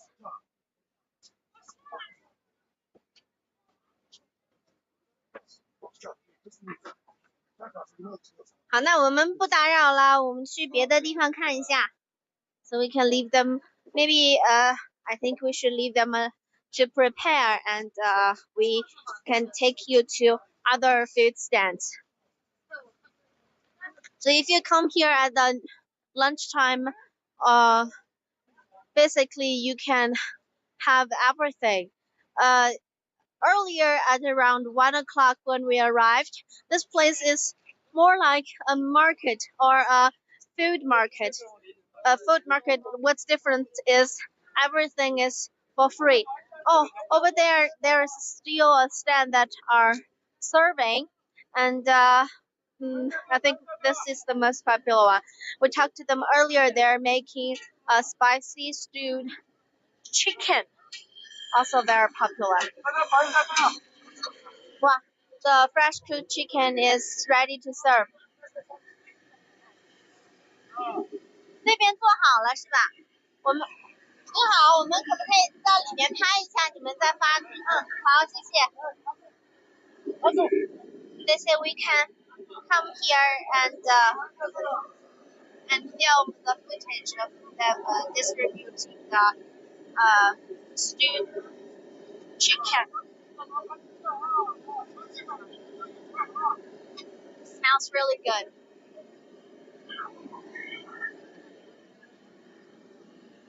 Also, the dish contains chicken, potatoes, radish, and also noodles.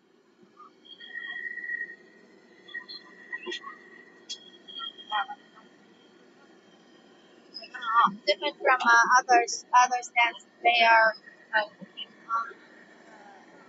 all the time.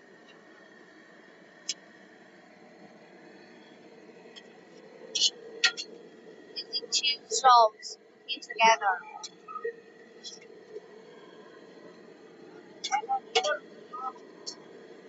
The chicken seems like in very good quality.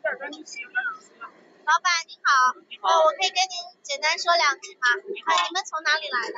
我们是从兰州过来的。带了多少份食材？我们现在带了3000斤鸡肉，然后是20袋土豆，还有咱们现在带的是20筐粉条，还有20件辣子。大概已经做了多少锅了？现在我们据统计已经做了2000锅了，已经。2000锅，2000份还是？2000锅，对。2000锅，对，昨天到今天。哇 ，they've already cooked. Oh, 好的 ，they've already served 2,000 pot of the 大盘鸡 also stewed chicken. Wow, and they come from Lanzhou, the provincial capital. It's about 3 hours drive from the provincial capital to here. Maybe we can ask why this is so popular. 那不打扰了，你们忙。I think I can ask. 我觉得可以问一下这边的这个大姐们，你们这个之前吃了吗？大盘鸡？没吃。还没吃呢。这看起来还行吗？您觉得？看起来香得很美。看起来香得很。好，行。那您中午吃饭了吗？中午饭吃了。吃了。还排队。这个没吃，那个面吃。好的，那您保重。好，谢谢。I just asked her, and she told me that already she had lunch, but this fried chicken stew is so good, smells so good. So they're standing in the line to ask for another bowl to keep them warm. We can see through their dressings and their appearance, we can also tell they are Muslims. In this area, the women are wearing scarves to cover their hair, and the men indicate. As for other services that are available here, we can see over there it's the National Emergency Communication, and this is the China Telecom.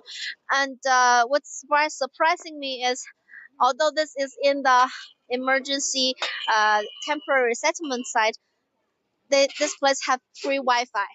The reason is right here. See, they're providing free Wi-Fi using all the devices here, and I think this is the phone that you can use to contact your family. 您好，我们是中央电视台在做直播的，可以问一下您们，咱们中国电信什么时候来的这儿？我们在第二天早上凌晨以后就是刚开发生以后，就是第一时间接到通知，然后进行相关的这些设备、这些人还有人员安排这些，然后就是可能前两个，因为首先要保障通讯如果有问题的话，其他的工作就没办法更新，然后进行嘛，这是第一。然后就是早上就是凌晨天亮就已经到这儿，就紧张的开展进行通讯的抢修这些。好。So after the earthquake, because the earthquake, the 6.2 magnitude earthquake hit the Gansu province, and during the midnight, so in the dawn, she told me that the China Telecom has already arrived here because the communication is essential to the rescue forces. Also, we are doing this live stream just using our phones, so you can see the signals are actually very good. 那这个电话是做什么用的？这个是现在这边因为这个地震的影响，好些因为家园被毁，然后一些通讯设备没有及时带在身上，因为那个状态是在熟睡，然后可以在这提供免费打电话，就是报平安，远方的家人这一块，然后就是家里面就是这种打平安电话的。OK， 好的。So also because the earthquake hit the place during the midnight, so lots of them, they didn't bring their communication device such as phones together with them, so they're providing free phones for them to call their families to say they're safe. 这是卫星电话吗？这边还有卫星电话，可以拿起来看一下吗？可以。好。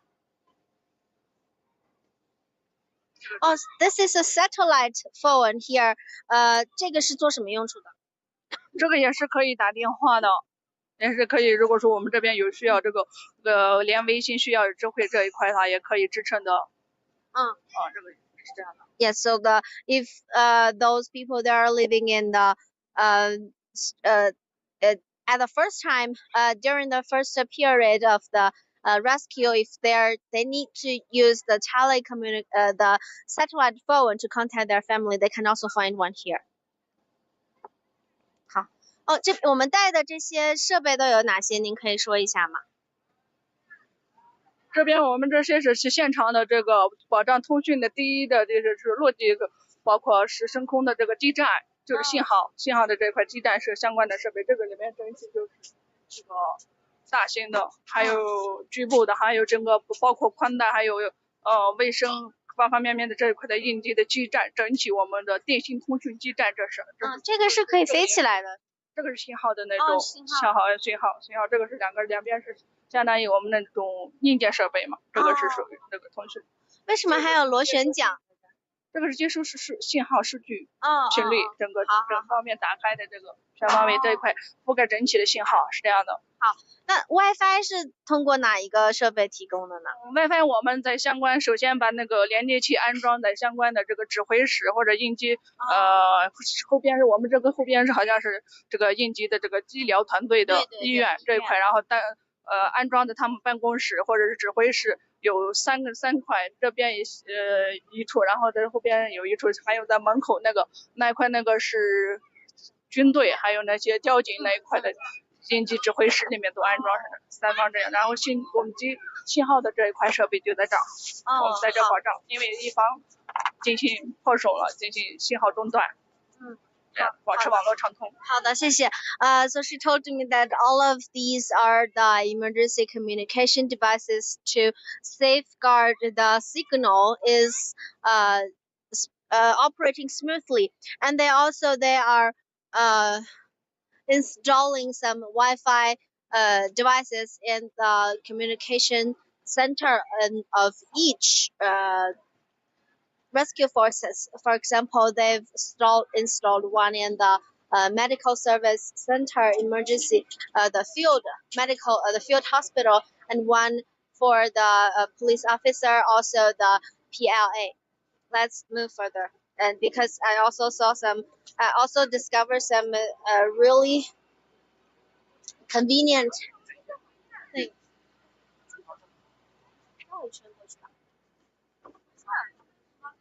And here is a post station, and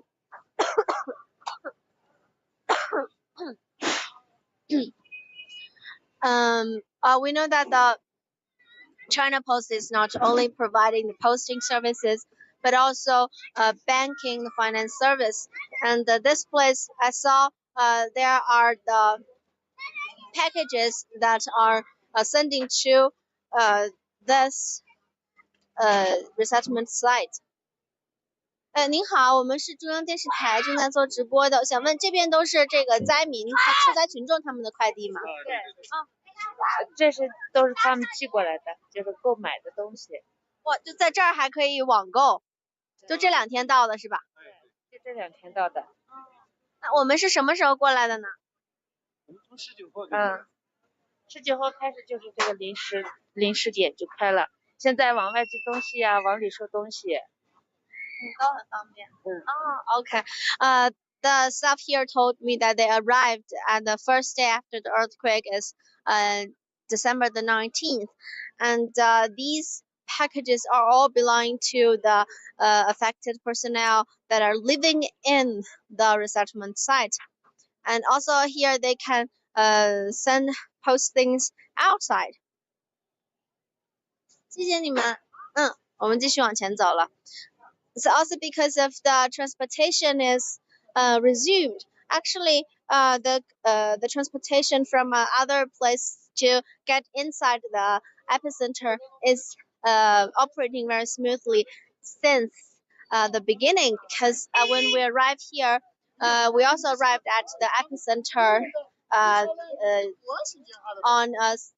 19th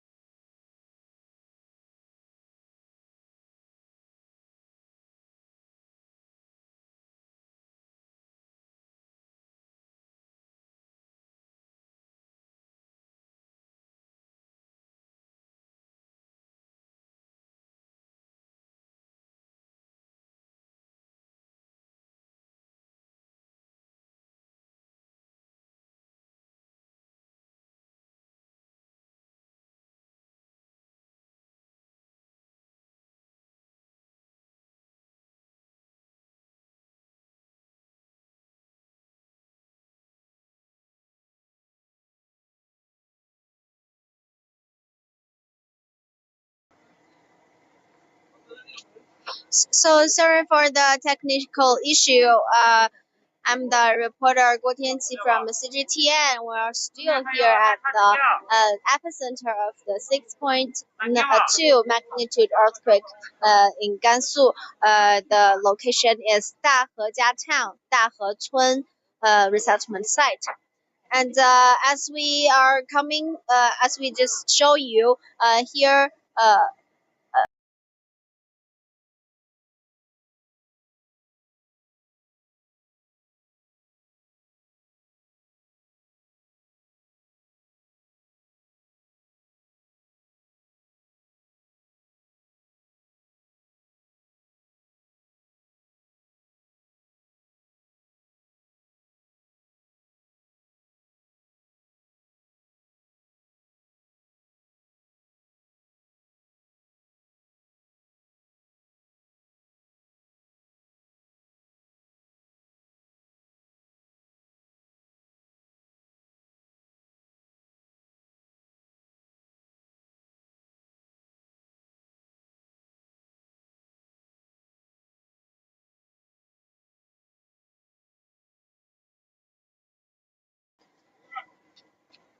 so we're back again at the epicenter, the largest resettlement site in Dahejia Town in Gansu Province. We can see there are also another stand making fresh made beef noodles, another very typical Muslim food. And actually, we saw them the first day after the earthquake, and they told me they are driving about 110 kilometers from Guanghe County to here, and all of them are free. And what's more is the first day they just have two pot, two stove, and today I think that they got three, and they're on the backside there are also some small tables and chairs for the victims to sit down and enjoy their meal. Okay, let's go forward. Some tents of this resettlement site, and also you can see a little bit further. That place, the houses, the buildings are in pretty good shape. Also,我们可以这样转一圈看一下，其实县城的房子都是比较好的状态。Not the 县城的 downtown area is kept in quite good shape because the earthquake caused the most of the collapsed household are in the rural area because in that area the buildings are mostly made by the villagers themselves, so most of them are made by blocks, and also some of them are they're living in for a very long time, and also the region is very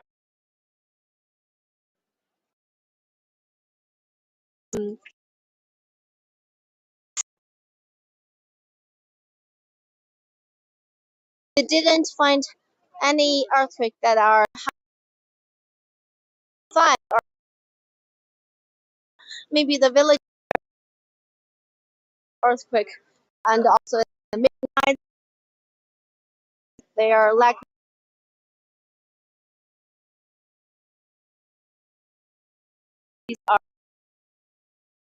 this time. And also as we're moving, see the tent colors, the blue tents and green tents, and we are entering this area from the People Liberation Army, and this is the field kitchen of the PLA, and also the tents are provided by them, and we can see that they are preparing for the dinner using their field kitchen. And the soldiers, they are cutting, I believe these are potatoes, and also some beef right here.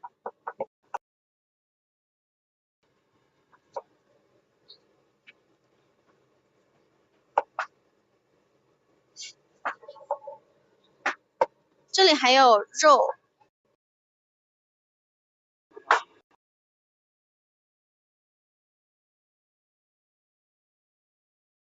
Everyone here living in the resettlement site.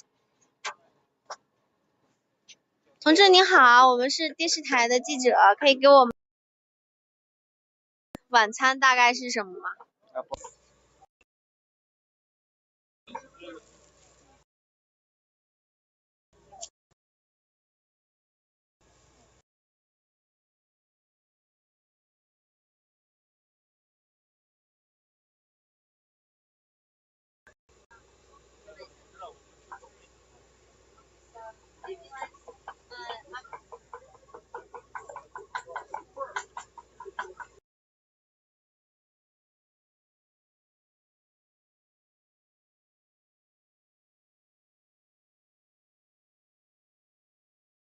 Providing catering.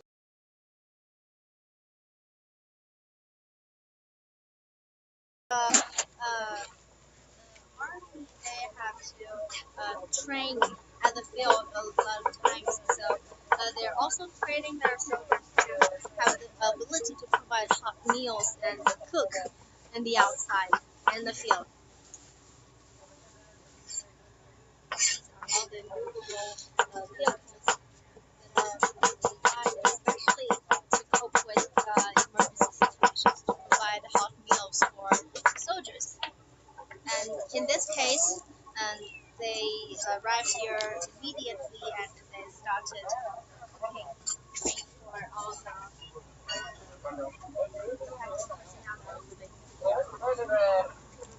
all of the follow the Muslim dietary because actually some of the soldiers themselves also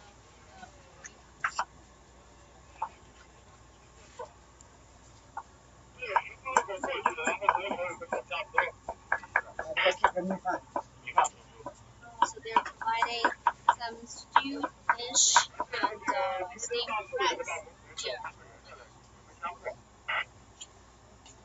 Has some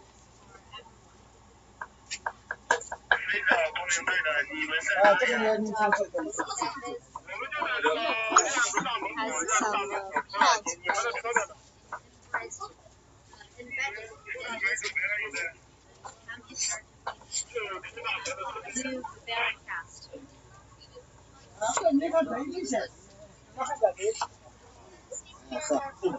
这个这个菜菜一个啊。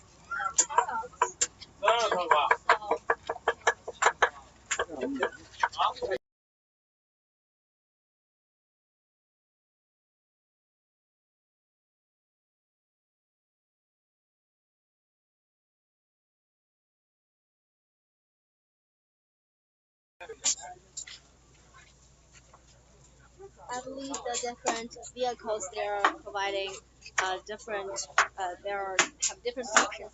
Some of them are using to steam, some of them are frying dishes.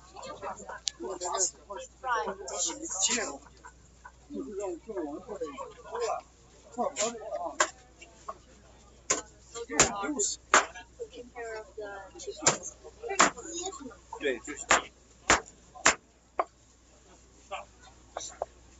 But also we know that temperature is really low, so some of the supplies there are still ice. 这是今天才到的5斤。对对对。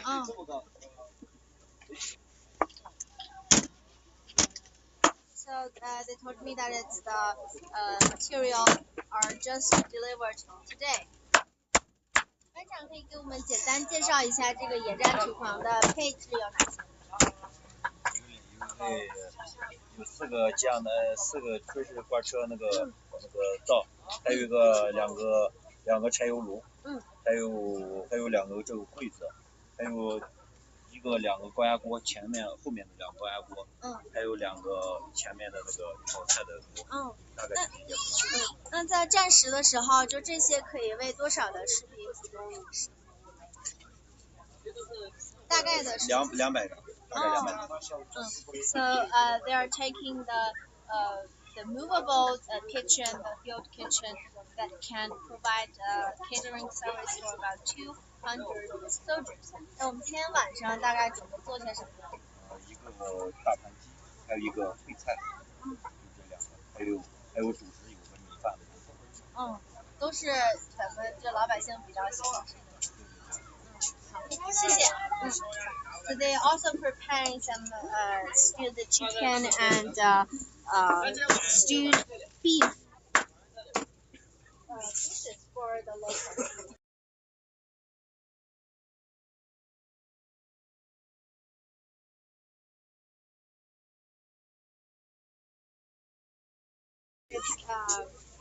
This part can connect to a large truck and can be transported very quickly.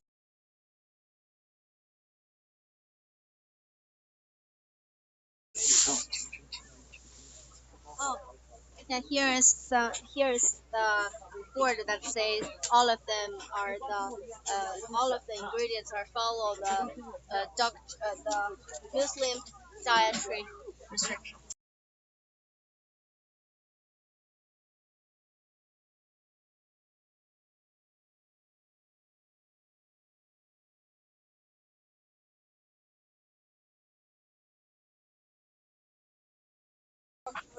And the border of plateau, and we won't say plateau in Gansu.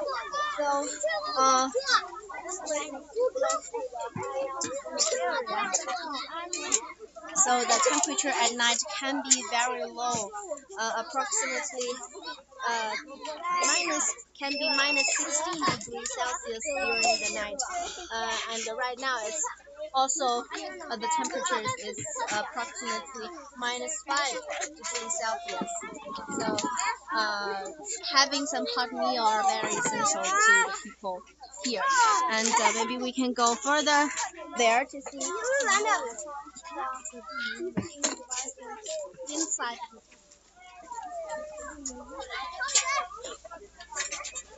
Also, this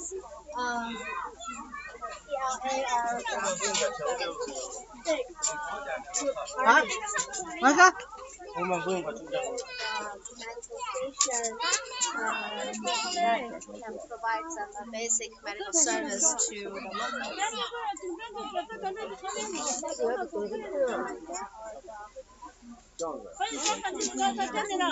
And also, I just talked to them, and most of them are suffering from some injuries of the earthquake.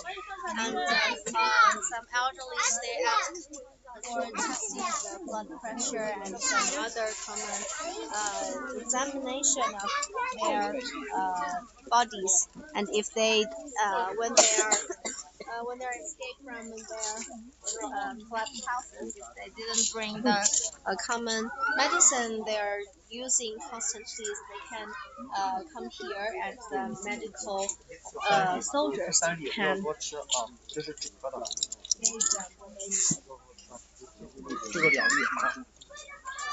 can see the medicines. There are some emergency medicine for heart attack and headache, cold, and also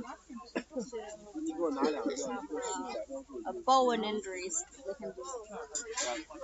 I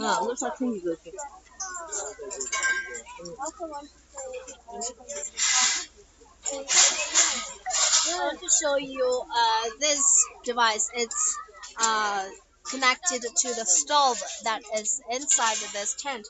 Right now, basically every tent is equipped with a stove, a heating stove, and the tent. Let me ask them if we can enter it.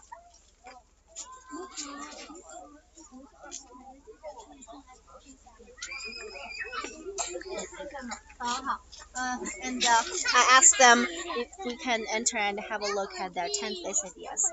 So let's have a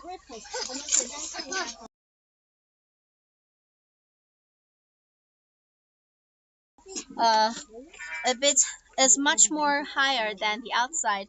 Well, when I ask them during the night, when it's nighttime, they will add more coal to the stove, and the temperature can be higher. And also, they can put some kettles on the stove to have some boiling water.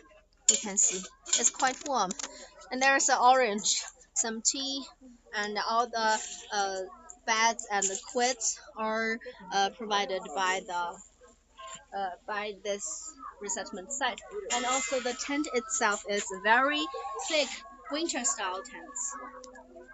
And yes, every tent is equipped with electricity. And maybe I think we can ask some of the victims that are living here to see if they're comfortable right now. 您好，想问一下您这个你的温度怎么样？暖和吗？暖和。行。晚上睡得好吗？行。好，那个我看您现在把外套也脱了，就是在这里面不穿外套也行。是，就那个皮的扎。哦，都热了。行，谢谢您，那您保重。好，我就不打扰了，谢谢。The lady just told me because the temperature is quite high inside the tent, so she took her coat off. Yeah. Also here we can ask here to make sure that no wind can enter the tent. Also, because every tent is using a coal stove, so here are some devices to prevent to safeguard to protect the safe usage of the heating devices. And here's the electric wire. All the tents are connected, that has light on it. So you can see there are a lot of children in this area.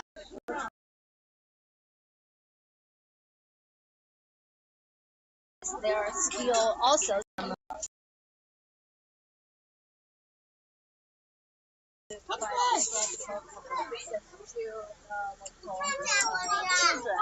and here we can see some white tents. It belongs to the field hospital of Gansu Provincial Hospital.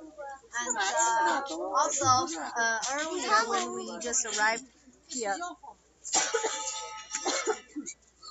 at the epicenter at the resettlement site, these trucks are already here. There are 4 trucks that can provide different services. For example, this truck is for taking the x-rays, and that one is providing that one is the laboratory. They can test some blood, urine to see if the patients are alright. And over there is the vehicle that are providing water and electricity supplies to this field hospital. And over there is a small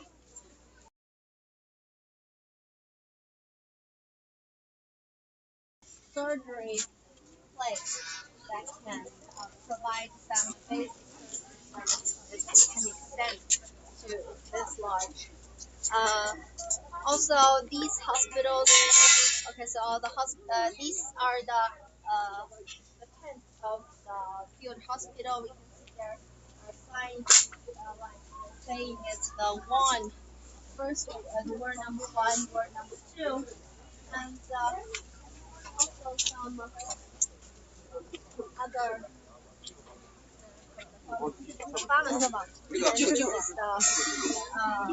This is it's also examination room here. They are using this tent to provide some basic examination here.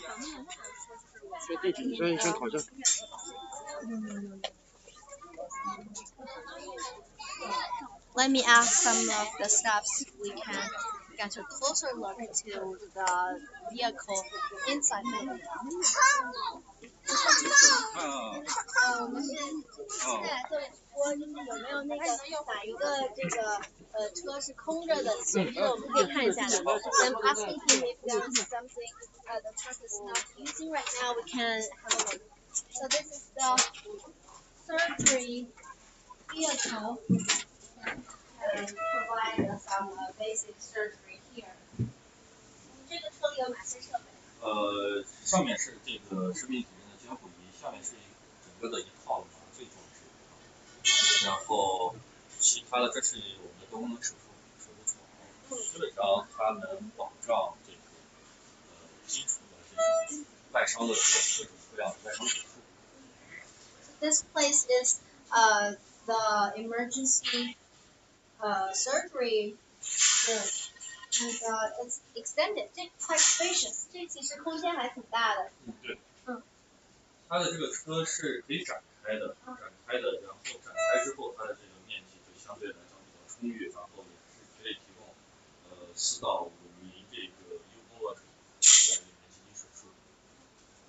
So this vehicle, as we can see from the outside, is extended. So it's very spacious right now.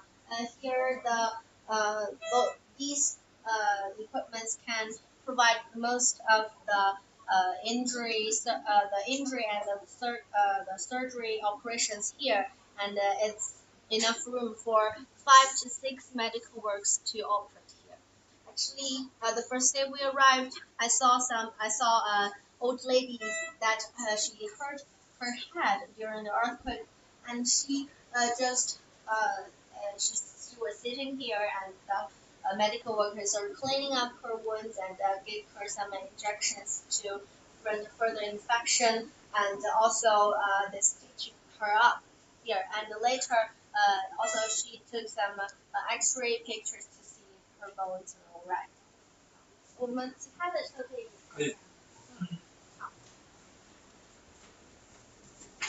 Also, the medical staff from the PLA over there, they're not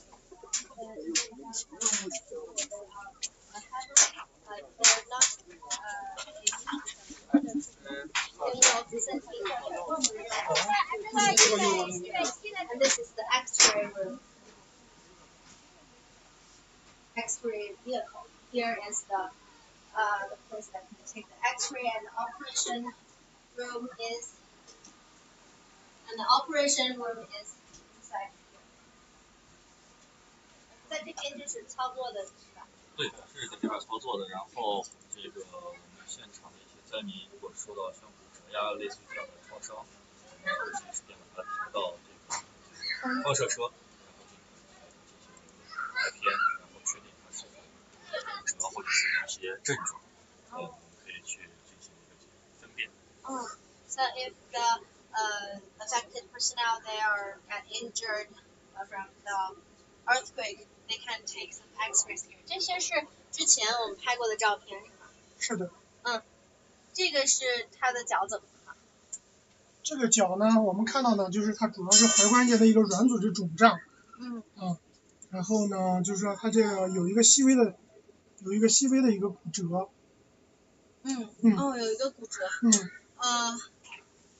They told me that this patient's feet has a broken bone here. 那他是需要送进医院，还是就原地休息就可以了？它原地这种呢，一般来说就是说没有明显的一个错位的这种骨折呢，就是一个原地休息。So most of the very mild patients, such as the patients that are showing in the X-ray picture, that they don't need to be transferred to higher level hospitals, and they advise them to rest in place in the resettlement center. Well, after seeing all those devices, I think it's quite convenient to have their standard and thorough examination here in the resettlement site. Is even much more easier to get those services in the hospital, because if you want to check your bones, take some X-rays in the hospital, you have to stand in the floor and to get some instruction from the doctors and to go to other different buildings inside. But in this place, you can just go. You can just visit here in the truck, and the surgery truck is just in the opposite. Also, I want to say that in this X-ray room and the surgery car, they're also very warm, because they're providing air conditioners, because if you want to take X-ray picture, you have to take off your clothes. So that's very thoughtful, and it's coming. The hot wind is coming from here. 那我就不打扰了，谢谢。你们保重。So let's keep going. There's any other people here. All right. I think these are the basic settlement of the area, and much more abundant than the first day when we arrived. And I think the people live here are quite content. We talked to some of the personnel that live in the tents. They say the first night after the earthquake, they have to stay outside, and they are holding their child to in the freezing cold night to install it. But right now they can live in the tents, and the tents have heating devices, and this place are delivering hot meals, the free meals every day, and the daily necessities are supplying unlimitedly. So they are quite content right here. But because lots of the people, their houses in the rural area are collapsed, so the further step of the government is to find a location to build some temporary settlement areas, such as the two stairs buildings for them to stay for a while. Approximately, it can take a year after their houses are reconstructed. And I'm the reporter Guo Tianqi. We're still in Gansu, the epicenter, Dahejia town. And please stay tuned, and we will get you the latest in our latest report. Thanks for watching, and take care. I hope we can see you very soon. Bye-bye.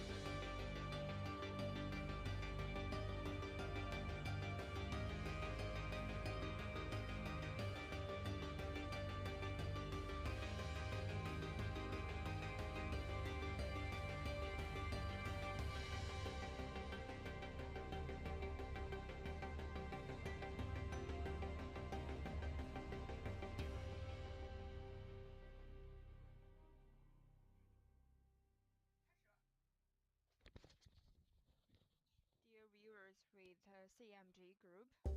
I am in the Qinghai province, the Taotan village, and I am actually at the site and bring you the latest information. From here, you could see that it is operating. And we could also see that we are here at a location where the moss has a very thick plate. And in the recent few days, the aluminum has been buried here. The biggest difficulties we have encountered is actually the soft mud. And this is actually the biggest blockage that we get.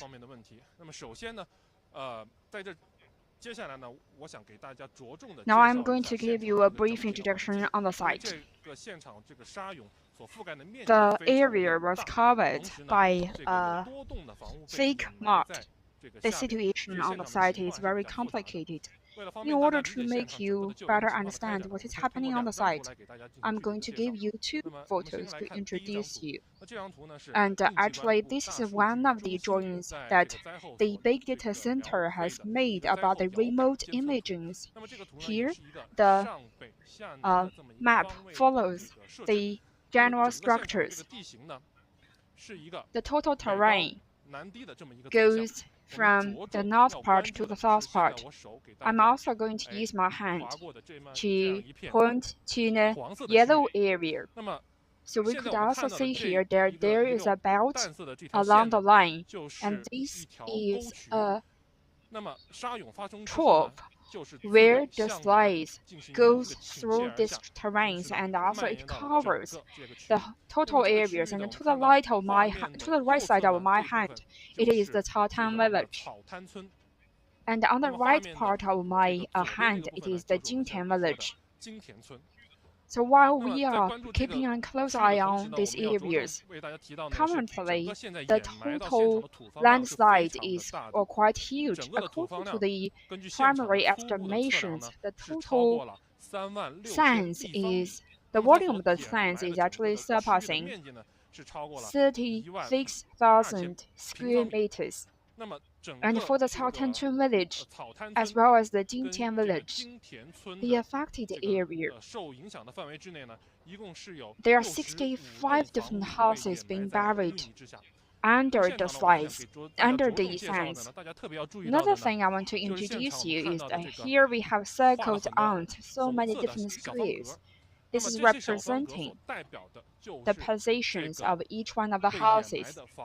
And we could also hear that there are some of these white rooftops.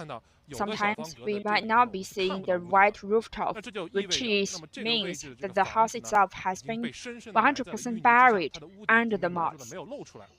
The reason for us to draw such a specific position is for positioning. Another important part is that we are going to let our forklift avoid the potential houses and try to select the best line while they are entering into this area. This is another perspective of this village. In the past several days, the area we have entered is 5 different areas, number 1 to number 5, as I pointed out here. And we are here at the number 5 point, at the rooftop of this building. This area that we covered is one of the much focused areas. And here up by now, number 1 as well as number 3's excavation has concluded. Today, we are going to focus on the position number 2 and position number 4 and position number 5. We also understand the excavation work has been done by the China Iron Group. They dispatched 200 professional engineers dividing into 2 shifts and working 24/7 on the relief effort. The local terrains and conditions is really complicated. We are going to interview their general engineers who is on the site. So, Mr. Wang, good afternoon. Could you tell us what kind of difficulties that you have encountered during the excavation? We have encountered two difficulties. The first part is that the moss covered such huge areas and it's also quite thick. I would say the depth is 3 to 4 meters. Another part is that the moss is also containing a lot of waters. The large-scale equipment find it hard to enter into this area. Second, the road is also quite narrow. The majority of the roads has a width of 3 to 5 meters, making our equipment difficult to reach the site. These are the two difficulties that we have encountered. So how could we arrange our work and address these two difficulties? While we are getting rid of this mud, we are using several different equipments, and we have transferred moss from one equipment to another, because the thickness that we have undertake is around 80 centimeters per unit of the equipment. We are getting close inch by inch to the point.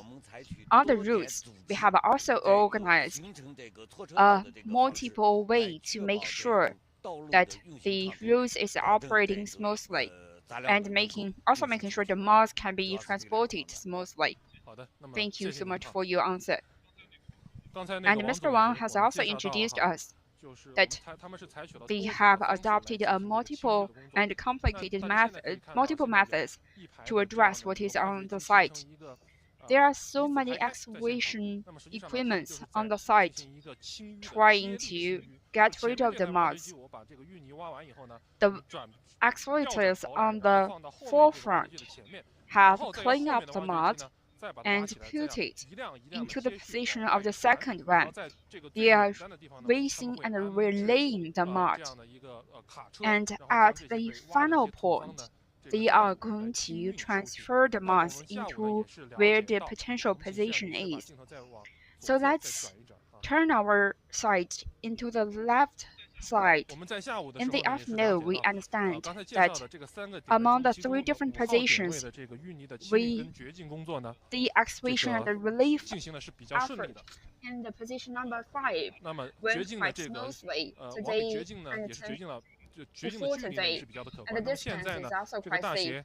The massive skills of the equipment is entered into the positions. So finally, what I want to introduce you is that the Ministry of Emergency Management, in order to better and more precisely promote the rescue work, they have dispatched their information center to using the drones, building a 3D maps to help the excavation works. Although it is about to dawn, and I think it's about night, and I think all the work is going to keep working until night, until the final moment of the day. Dear viewer, this is the latest information I bring to you at the site. Thank you.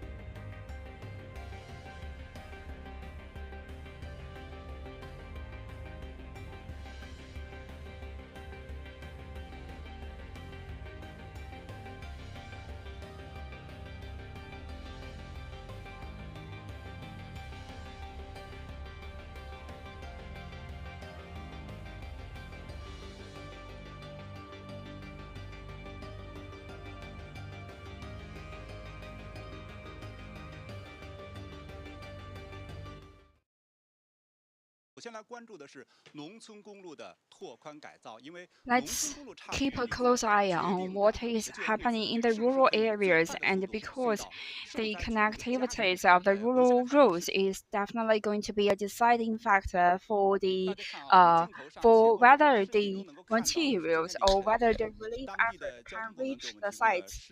So I'm going to show you through a small video clips which was shot this morning at midnight. The local conditions means that we are trying to bring the routes with more connectivities. Currently, to our knowledge, the Gansu highways and freeways has checked for around 2,400 kilometers areas. And early this morning, the Qinghai province has also dispatched the professional engineers to remained over 4,000 kilometers. Now we are going to give the floor to Mr. Liu Jia, who is from the Ministry of Transportation, to give us some of the brief introduction. Hello, we are going to focusing on the three guarantees. The first one is that we should guarantee the safe operations alongside the disastrous areas.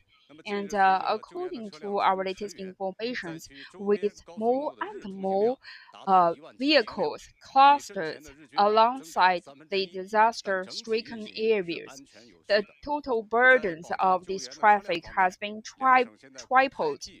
That's the reason why we have opened up 6 green channels alongside the river. Thank you, Mr. Liu, for your kind introduction. After listening to this introduction, we have had a better understanding toward the transportations. What is going to be the guaranteeing measures that we are taking? So we are seeing that on top of our screen, the service stations. This is the Qinghai Guanting service stations and Mingshan service stations.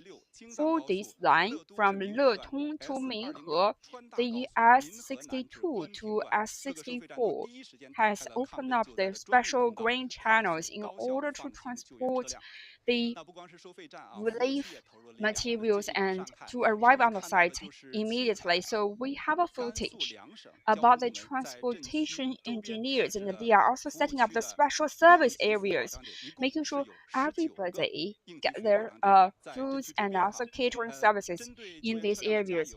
For the they are also setting up the special parking lot. And here we could also see in the Taishi station, we are going to provide free of charge beef noodles to the firefighters. So these are quite warming images. We are hoping that these warmth could be continued, and we are also going to keep a close eye on what is happening at the forefront. Jiang Tao, back to you. And with the night's dawn, we are hoping that the earthquake relief effort is going to be continued. Now let's take a look at what is happening in the Gansu province. Currently, the disaster relief or rescue work has been concluded in the Gansu province, while the resettlement started according to the listed information about the health committees in the Gansu province. The total injured in the Gansu province is around 744 people. So what is the latest update about the ER rooms in the People's Hospital of Gansu province? So our journalist, Mr. Zheng Yizhe, is on the site. Yizhe, please. Thank you so much, Zhang Tao. I am here at the Jishishan People's Hospital's ER room. We could see here that through our channels, we are also going to feel the total numbers of the who is entered into the ER rooms has decreased. Today, there's 30 people registered into the ER rooms due to the earthquake. And in the previous several days, the national experts as well as the provincial experts has evaluated all the injured and traumas, and they transferred all of these injured and traumas to the upper level hospital in order to ease the burdens of this hospital. Definitely, we are also, as we are here, we could also notice that there is something unique here in this hospital. So, for example, at my hand, we have a daily operation and registration chart of the Jishishan Hospital. We all know that the ER center is the busiest center in the hospital. All the information registered here is actually very important here. It requires all of the injured or the damaged to have to sign up for their names and also for their date of birth, their genders, and also the descriptions of their injuries. That is to say, before the treatment, there are 20 different items needs to be reported. Each one of these items has a very important clinical implications, and this is also very important. But a more urgent situation is the ER rooms and the earth during the earthquakes. And some of these injured are elderly people who cannot give their ID card names, or even they belong to the ethnic groups. They don't speak the Mandarins. This is because we are trying to eliminate the distribution system, the burdens of the distribution systems in the ER rooms, making sure that the doctors is going to have a clear understanding about what happened. This is a very smooth procedure in the ER rooms. Here at my hand, I have a CD checking list for those of the injured. They suffered from the external injuries and they need to go through the orthopedical treatment. CT scanning is becoming a very important method. Here we have writings that the patient is 61 years old and she has suffered from that. She might have some of the waist injuries, and with this hand-writing CT checks, the injured can go to the CT scannings and get her CT scannings within 10 minutes. So she did not need to bring her insurance card or the personal identifications, and all the process is going to eliminate the waiting times to let the injured get treated. So if we are checking the general slogans in the ER rooms, which is what we call racing with the times and protecting the lives, it is becoming what is at our hands. It is becoming this vital moment while everybody was fighting for their lives. The doctors told us that they are also being rocked during the earthquakes, and they are just one of the normal people during the earthquakes, and the hospital is also one of the buildings suffered from the earthquakes. But when the doctors arrived at their ER rooms, they become the savior of their lives.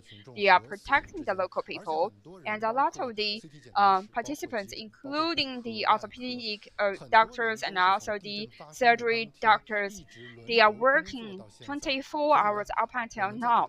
So we are going to demonstrate our deepest respect for all of them. Please give them more understanding and support. Thank you. Back to you.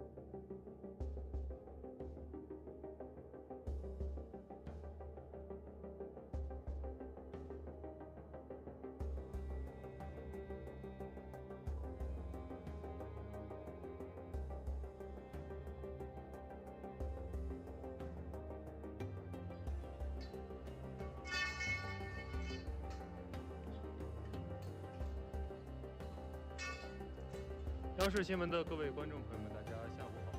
现在我所处的位置呢是临夏回族自治州积石山县周家村。我们现在画面所展示的是由临夏州消防救援支队刘家峡消防救援 With 站 CMG, we are here at the Liujiaxia station of the Ningxia County, Ningxia Autonomous Region. There are some of the local peoples trying to provide help, but was stopped by the firefighters. Here at the Zhoujiachun village, we also have some of the temporary settlements, but because of these geographical conditions, there's not a very huge open ground settling the citizens. That's the reason why we are adopting this scattered tent in order to make sure that all the villagers get their settlement in such a temporary tent. The temporary tent is being built by 2 layers. This is the internal temperature insulation layers. It also has some of the fillings, and in the winter, to the maximum, it is going to guarantee the internal temperature inside. The method that they are building this tent is to build the roof part first and hang all the insulation layers later, and then the firefighters put up the 4 columns vertically. Then they built the ground layers. This is a basic working procedures for the firefighters to build this tent. So here we are at the Ningxia Hui Autonomous Region, Jishishan Prefecture, Zhuang Village, and we are seeing the firefighters with the Liujiaxia team displaying the temporary tent in front of us.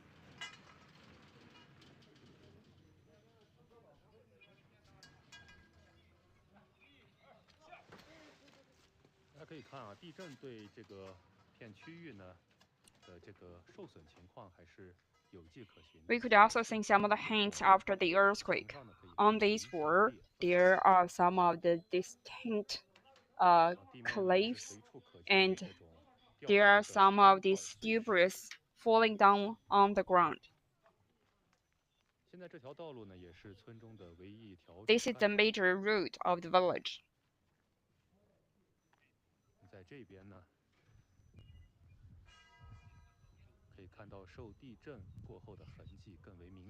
Alongside the routes, there are more signs after the earthquake.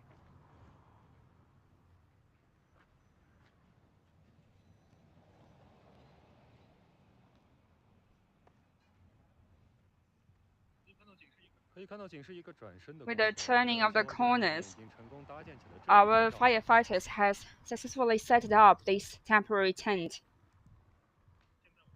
The Zhoujiachun village we are here is being participated by the 消防救援人员在现场呢，不仅要负责搬运物资、搭建帐篷，还要承担防火巡逻、消防宣传、安全检查等各项工作。那么，随着夜色即将降临，我们的消防救援人员也是尽可能的多搭建帐篷，让更多的受灾群众可以在黑夜来临之前住进我们的安置帐篷内。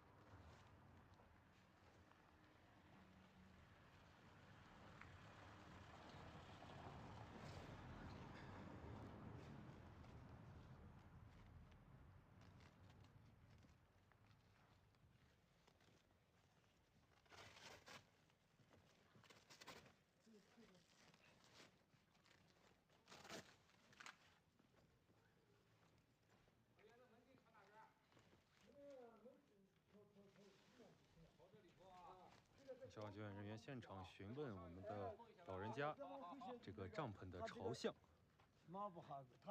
尽最大限度的满足大家的这个使用需求，提供便捷的居住环境。好了，来上4个饺子啊！从顶上吃啊，从顶子开啊！来，1、2、3，来，跟着大床对着来，转，最往我这边转。对。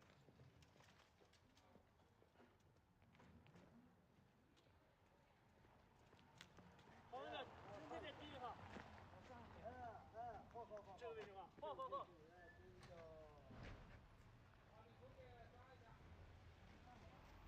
现在搭建帐篷的工作已经接近尾声，我们采访一下现在此处参战队员的带队干部。你晚上你一个人睡吗？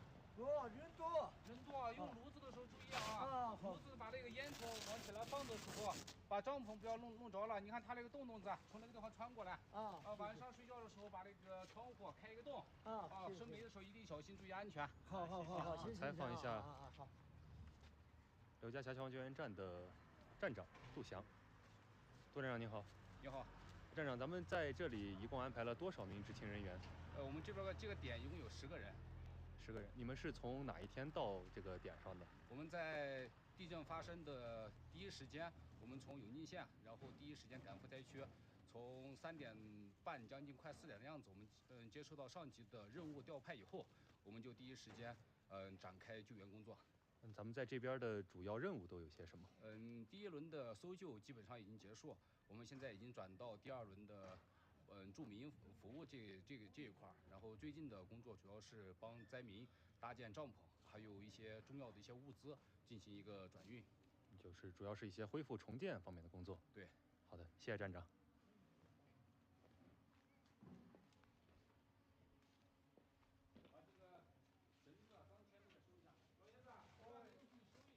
我现在所在的位置是甘肃省临夏回族自治州积石山县周家村。这里是甘肃省消防救援总队临夏州消防救援支队宣传中心刘静博为您带回的前端报道。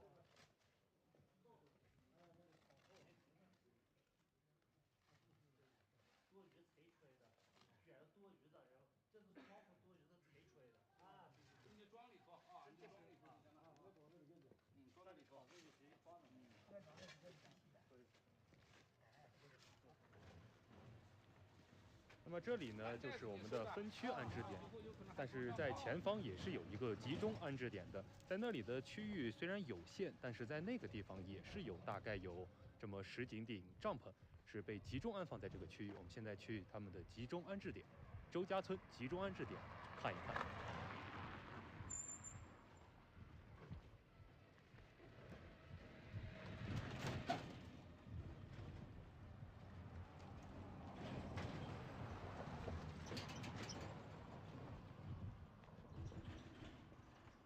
两边还是随处可见有这种地震过后的痕迹，地上有掉落的砖石碎块。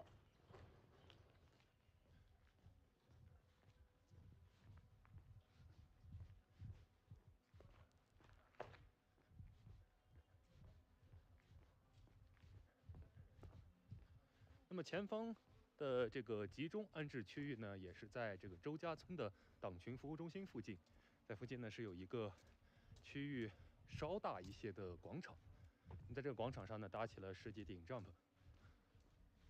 Set up.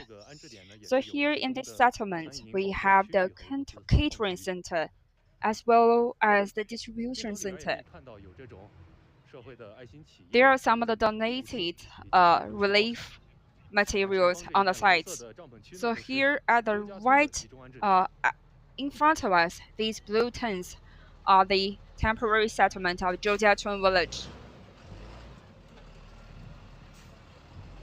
Right at our hand, at our right hand, it is the party center.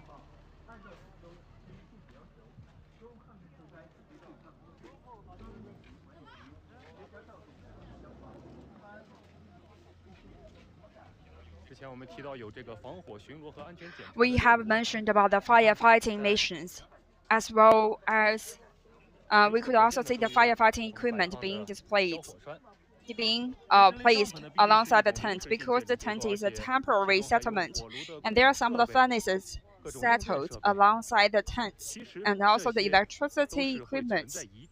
There are some of these potential fire hazards, and we are also going to dispatch some of the firefighter professionals in order to make sure that these equipment are being used properly and avoid the secondary disasters such as the massive fires. We are here at the Ningxia Autonomous Region, Jishishan County.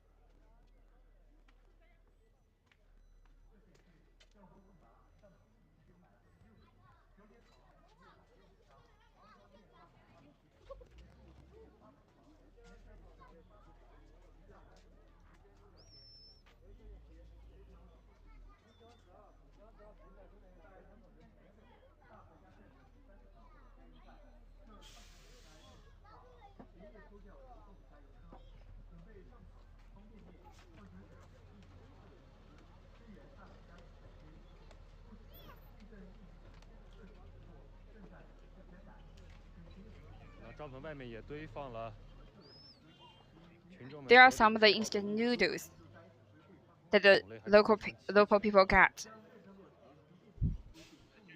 我们在现场呢也会有制作即食餐饮的餐饮发放区域。We have also set up some of the temporary catering center.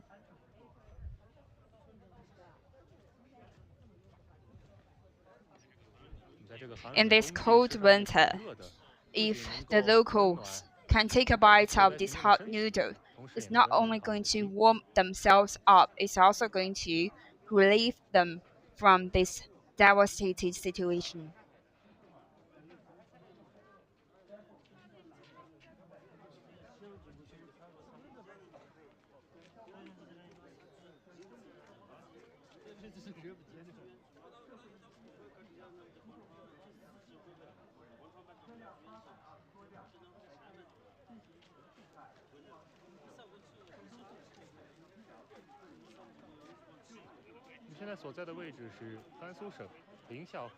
We are here at the Ningxia Hui Autonomous Region, Jishishan Prefecture, Zhoujiazi Village.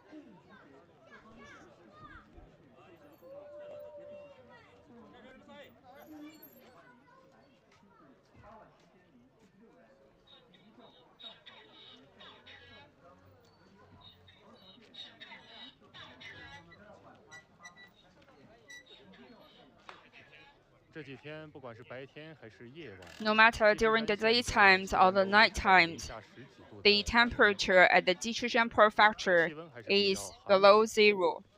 During this sub-zero coldness,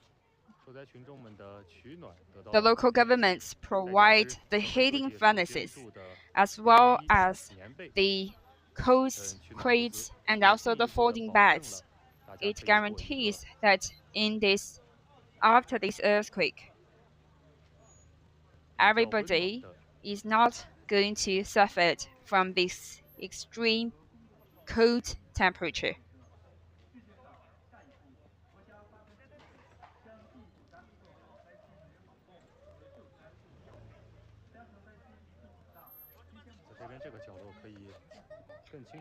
So here it is a better perspectives for us to understand what happened during the earthquake.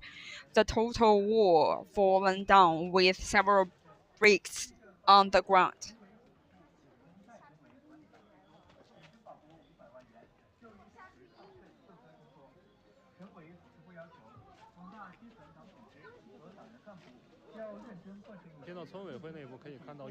And the village center and the village committee, there are so many related stuff being stocked here. So here it reminds me that when the disaster hit one region, other different regions is going to be support and aid the disaster relief work.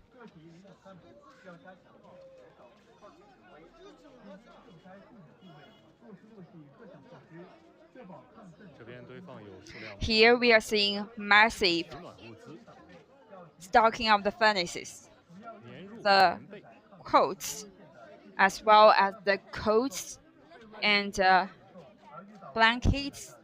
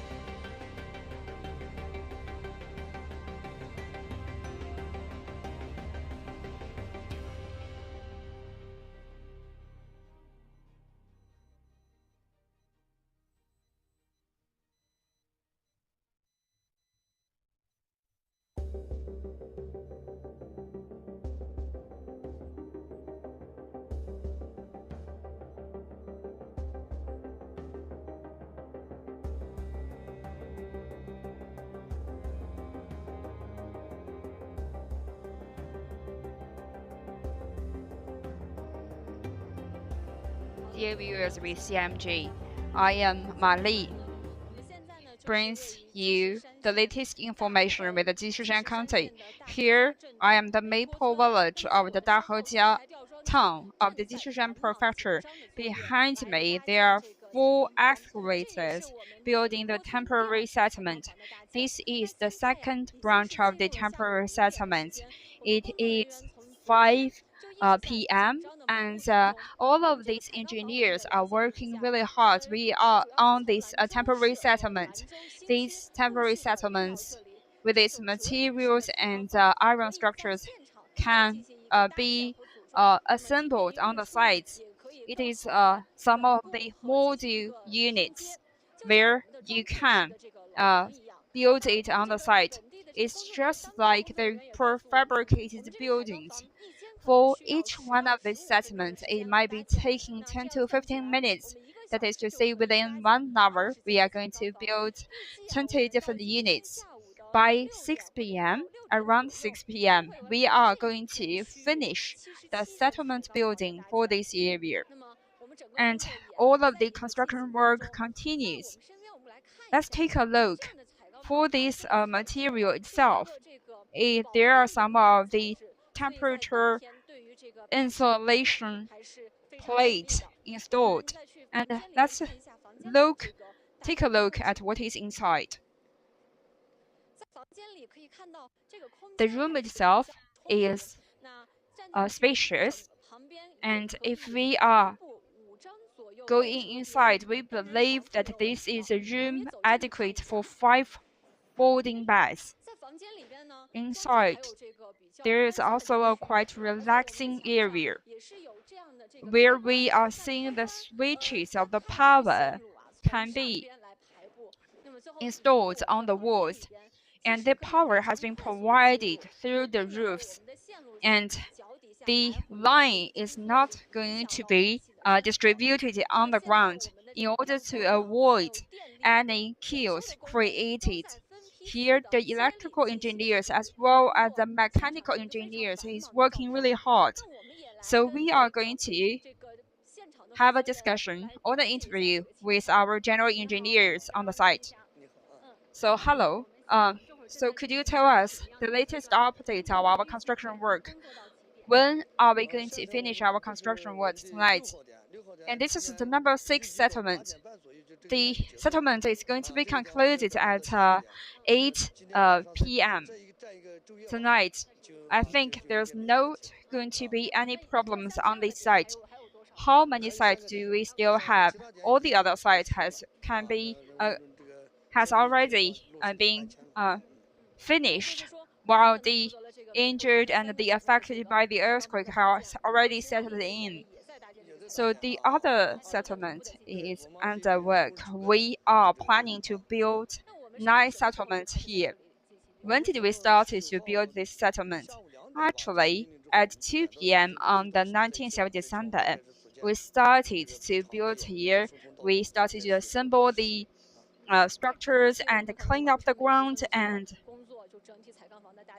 when all this construction work finished, I think it's going to be tomorrow. All of these 500 units is going to be finished and suited for the accommodations of the local villagers.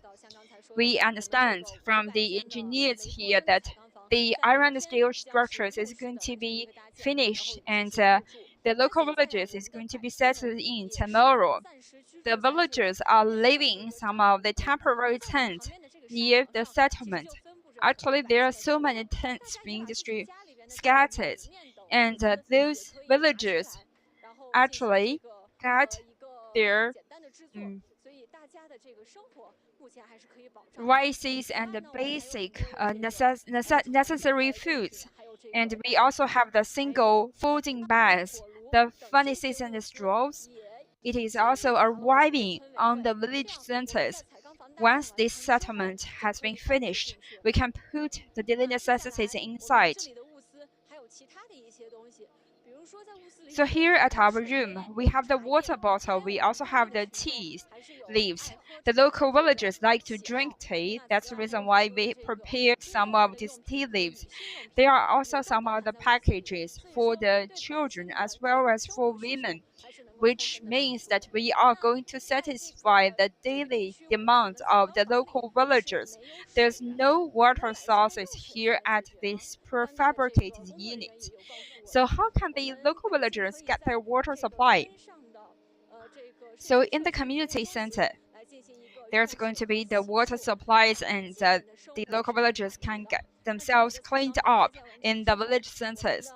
The baths and also the straws is going to be settled in gradually after, and starting from tomorrow, the local villagers is going to moving in. Actually, starting from yesterday, there are some of the villagers already settled in, and with more and more units being settled in, there are 850 households, 774 people settled in this settlement, and this is going to give them a quite warm winter. And construction work is going to be continued until 8 p.m. this night tonight. And in the Mapleton village, there are 9 settlements where all the construction works goes on. And tomorrow, all the temporary settlement work is going to be concluded. We are going to keep a close eye on what is happening on the site and bring you the latest information. That is our latest information with the Mapleton village.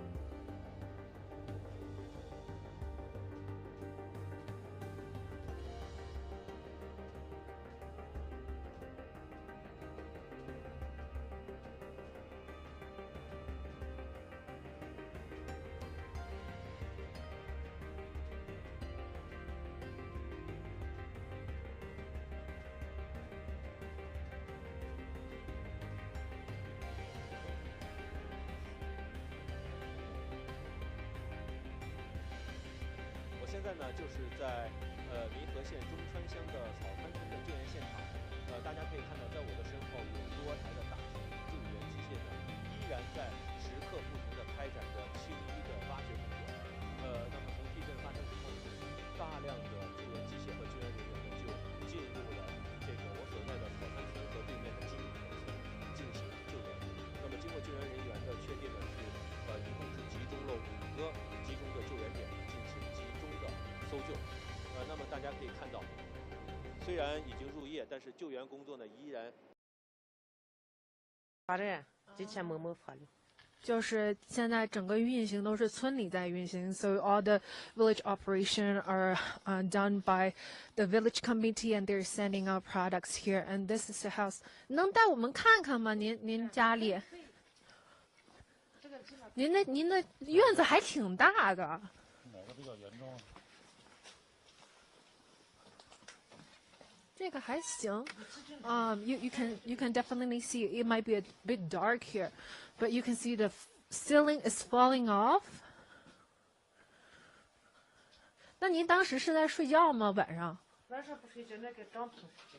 啊，不是，我说就是发生的时候。发生在那这睡觉呗。啊，那怎么知道醒了的？这个玻璃的话在这下来，玻璃就一下子捅破了。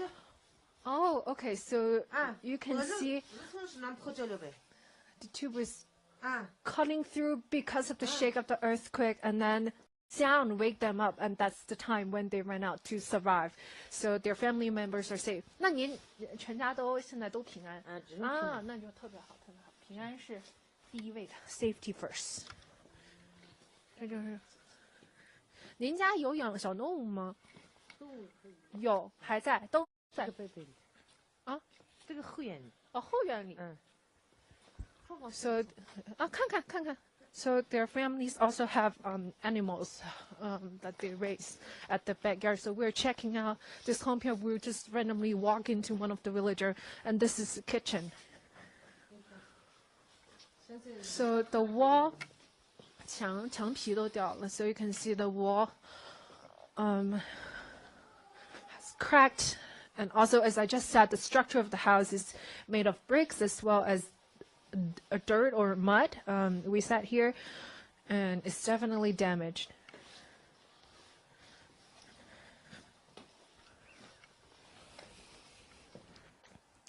您家里几口人呀？我家里现在4口了。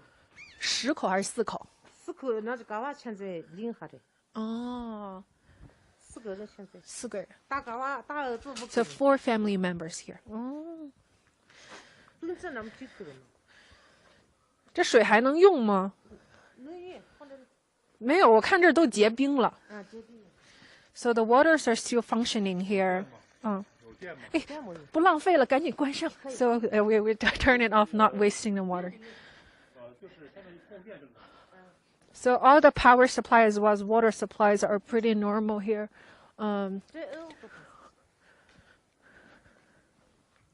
She's showing us around her house. 哎呦，您这棵树也足够的庞大。这是什么树啊，阿姨？这是核桃树。核桃。有年头了。Nuts.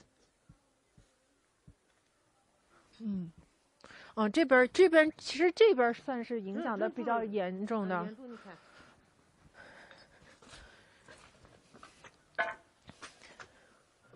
The ceiling is completely fall off at this point.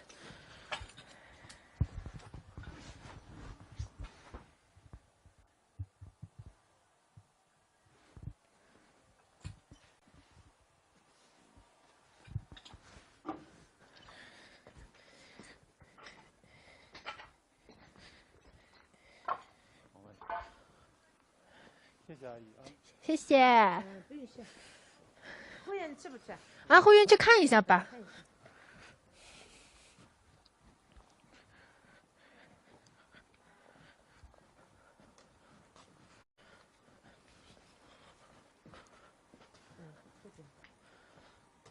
This is the backyard of her house, and we're trying.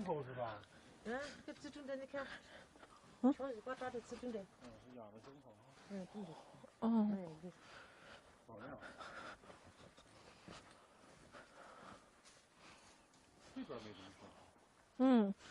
它这边就简单的棚架。So the structure is pretty simple here. This is where they store the food for pets, and this is the animals that her family raised. 哇！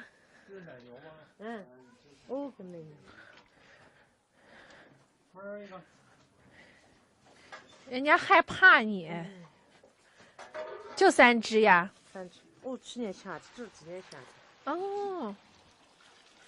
哎呦，可成这样了，直接捅你喝了。人没事就。对，人没事就慢点，人平安就好。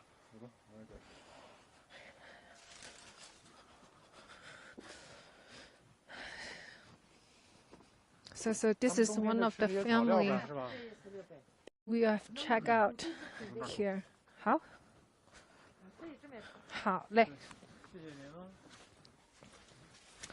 So she just meant, as you earlier saw the damage of the village, and this is the road that what it looks like now. The ceiling fall off, bricks mixed with, I saw some glass mixed in between, and also a lot of rooftop that's falling off.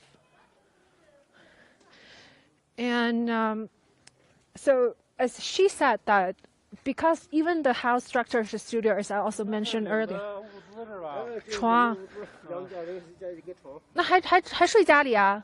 还是住帐篷里？住帐篷里。啊，住帐篷里。啊。好嘞。So they are now getting their supply, for example, temporary beds and also foods from the village committee. And as she mentioned earlier, also this local resident saying here that they are all staying in tents now, and this is the temporary settlement and location that they are staying at. 慢点啊，这车掉头。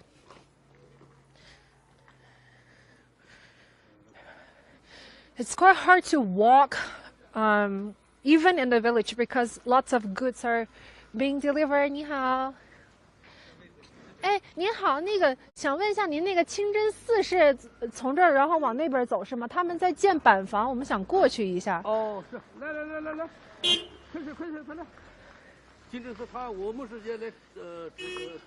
组织志愿的，清真寺俺们住的就是，清真寺就是。就从这儿往上走，然后左转，一直往前走。就是到这清真寺，哪个清真寺？跟和他妈没。他们说建板房的那个。建板房的那个清真寺，建板房在那边。那边哦，我等会儿过去，好嘞。好，让他带咱们过去。可以吗？好，那我们上车。So 坐他的车去吗？对，坐你的车吧。开咱们的吧。So we are walking towards our cars now, just because the reason why I'm asking them, because we want to find out where the temporary housing location is. What you're seeing here later on the camera will give you a better look. 你给那个帐篷一个镜头，就是 So currently they are staying at this tent that's trying to help them shielding from the cold. However, it's quite limited. But the temporary housing they set up had supplies of electricity. They can charge your phone. They have heating stove inside. And they are now getting their supply of a different household here.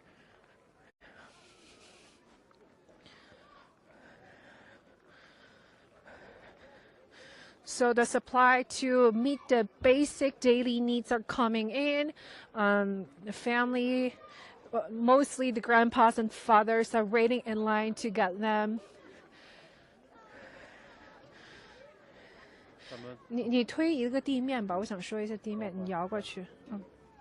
And I'm asking the cameraman to give you a look at the floor. You can see it's reflective. What it means is that the water are now being frozen into ice. And that's why the temperature is so low here, and keeping everyone warm and safe, have a place to stay, has always been the first priority of this specific rescue mission. 好，我们上车吧。师傅，我们上车啊，去清真寺。So we are getting into the vehicle now and try to head to the mosque where they are having the temporary housing and placement there. 去那个清真寺，前面有辆车带我们过去，你就跟着他走就好了。Fasten my seat belts.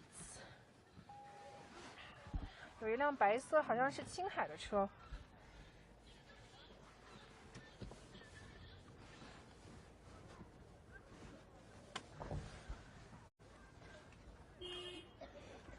得掉头吧？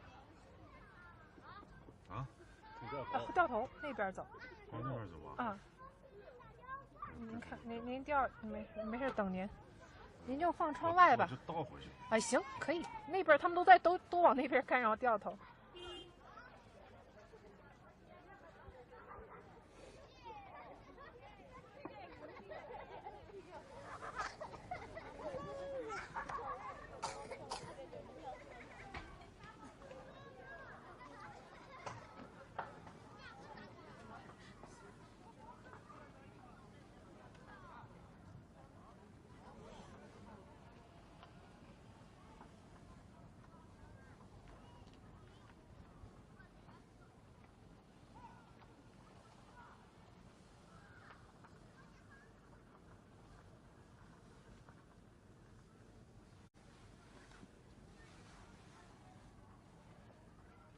So as we're heading to a major location where they have the housing temporary settlement is at. 快到房顶。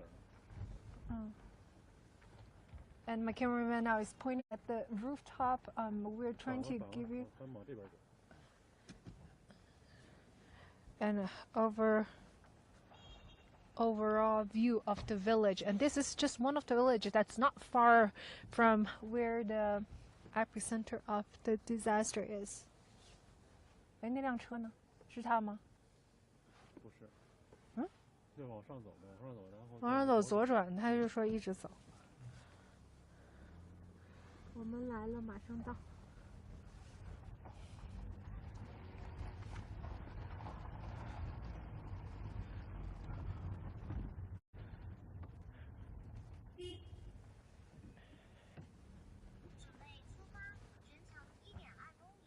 还要直走，好像。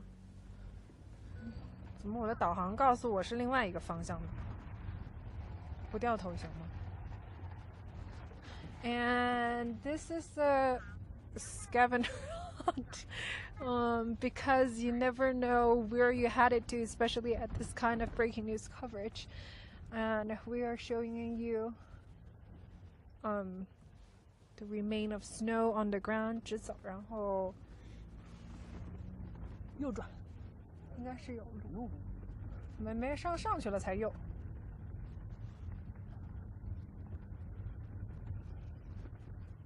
那是他们吧？他说青大棚子这儿吗？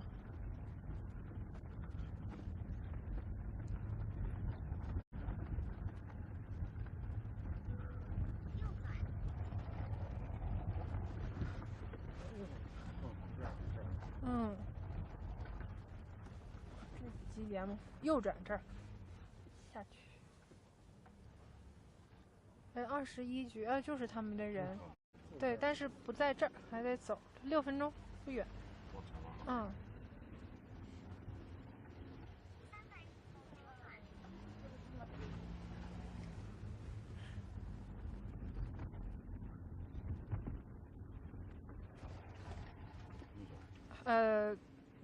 这里对，顺着走，400米窄路。没错，是左转，3分钟就到了。天哪！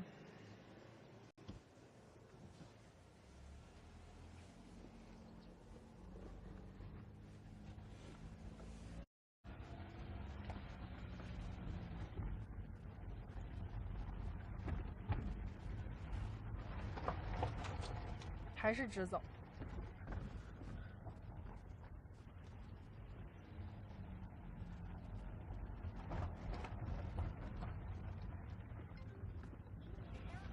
没事，对的。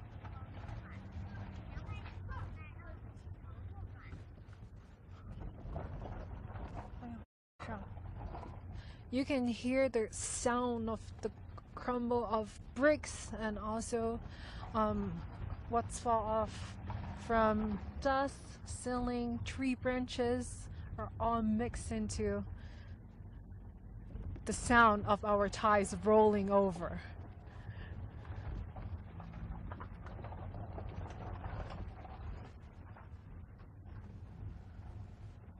太疯狂了！哦。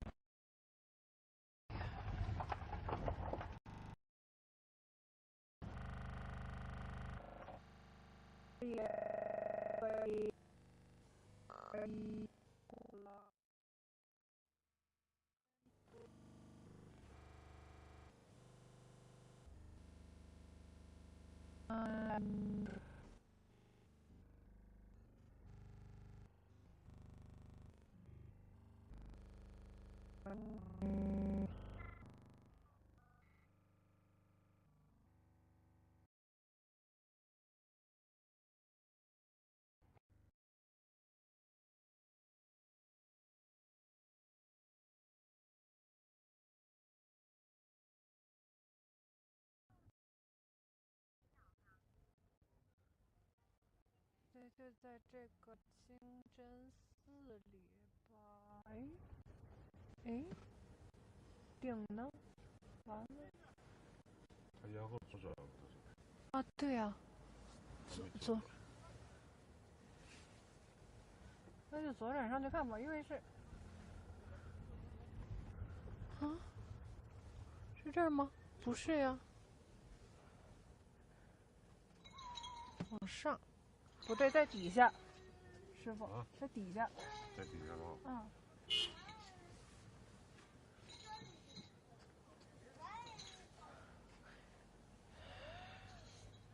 We always run into the situation that we have to find where our location is.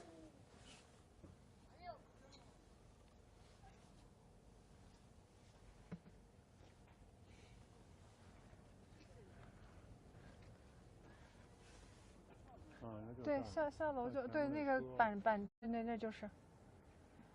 哎，这个小车不是刚刚我们在那个坡上碰到那个吗？好像。You can see a lot of rescue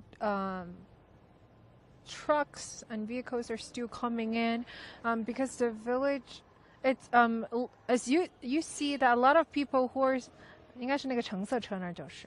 A lot of people who stay in these villages are elderly as well as kids, so it's really hard to transport them, especially we're still facing the dangers of the landslide as well as muds falling off, roads being blocked.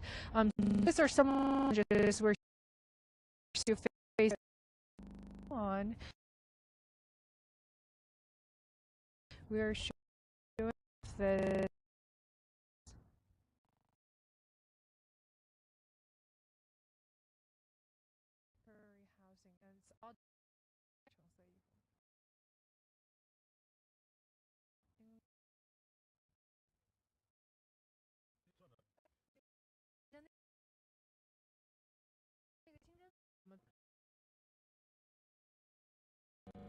的，我们他也得让。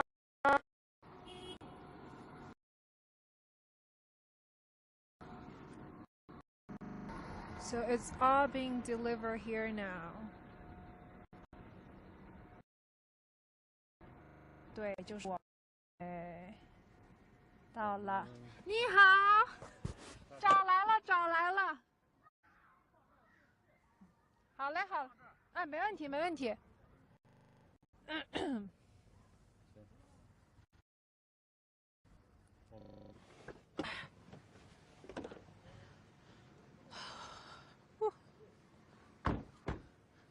是在这个里边吧？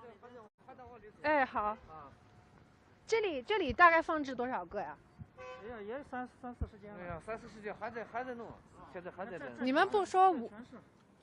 对，我刚看了，哎呦，这天空。这个路上，然后这个车进不来，大车来以后，一批往里边倒。然后有这个一个，然后往这转着来，这里面小的很，车进不去。明白。啊。So what we are seeing here is now they are putting this housing into the location that they found to about 30 of them, but the trucks are hard to get in, so the progress is quite slow.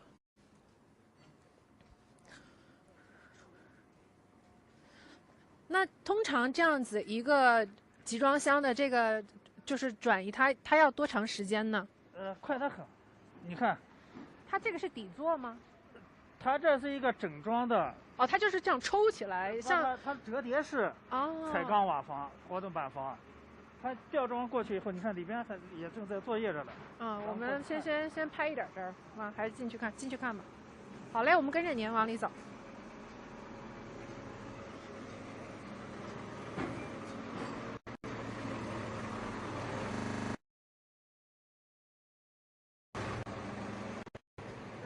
也是比那边规模还大。但是你那边好像也是25。也是21局，中庭21局。没有，我的意思说，我说数量呢？那边36间。算了。都行，您保暖为主，我都行，保暖为主。你们辛苦啊。没事儿，你们更辛苦。我们在这里，帮临夏脱贫攻坚，乡村振兴一路走过来的。那确实很感慨。脱贫攻坚，现在房子起来了，又受到了自然灾害，还得帮他重建。对。这边的这个受灾群众已经住上了。这边完成一间。那边的已经住上了。那边电通上以后，电通上以后，他就能住进去。你看，这就是。那您说住进去的是这边还是这边已经？这就是就完成一间住一这个里面就住一间。这么快？完成一间住一间，都等着了，都在你看。你看这就。那怎么分配呢？谁来分配呢？村里分配。So the village committee will assign who to stay in, and so it's voted and being lifted up, and now they're positioning it. So it's different from the earlier ones that we've been to. So for this one, is once they have it ready, set up, the household will move it immediately because, as you know, we're approaching dawn now.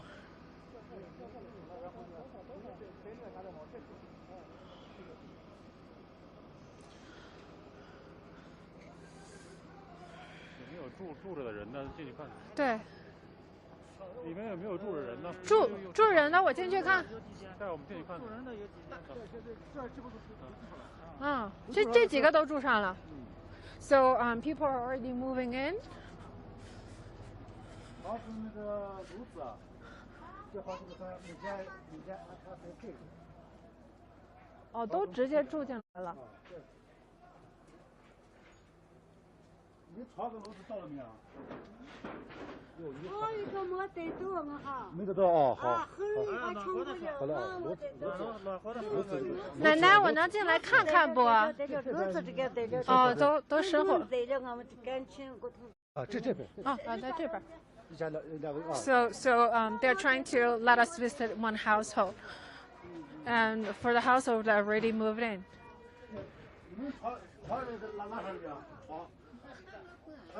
Oh, it's quite dark here. On the heating stove is how they keep the entire house warm. 3个小孩，3 kids in a family. 确实太黑了。他在接电话，我来。正接电人的。So the 没有电是吗they are working on plugging in the electricity here. This is the heating stove. 哦，这还有烤面包是吧？哎呀，热的茶水，泡面，炉子。Ramen noodle, instant noodle. And this is warm. 能喝上热水，有东西吃。这还是隔间儿，我感觉还好蛮贴心。欢迎，谢谢。So this is what it looks like after settling in. The beds are not arriving yet, but they're working on pretty much having the electricity supply as soon as possible, having the daily goods, necessary goods. 电正在好像大电还没有这会儿，还分大电和小电，小电是什么？电器正接正在接着呢。今儿晚上差不多了。So the electricity supplies will much attach to the temporary housing by tonight. 其实主要是老人跟小孩居多。我来我去。把那个手机那个亮。啊。这里边的炉子上的水都快烧开了。我们看看。走进去看看。没事，我们看你的暖炉。慢点。走。这个房子只要楼子升起就非常快。There's a boiling water. We can hear the noise. 这个烧开了，这个烧。哦。你看。The warmth of fire. You know, it's so important at this temperature. 好，太好了。哎呀，你们这个是很关键的工程啊。Only the heating stove is functioning, the house will be warm. 你去里边暖和，你先在里边待着啊。里边待着。他要捋一捋。哎。哦。哎，我的摄像老师，蔡老师，现在人家虽然没有电，但有应急灯。是吗？So even though they don't have electricity now, but they have the emergency lighting for each housing. As you know, it's getting dark now. 所以其实你们的配备还是蛮完善的。对。那这个灯是本身这个房子就配有的，还是说你们临时调灯？So the lamp was not included, but they have them over. 还有什么？照自己打灯。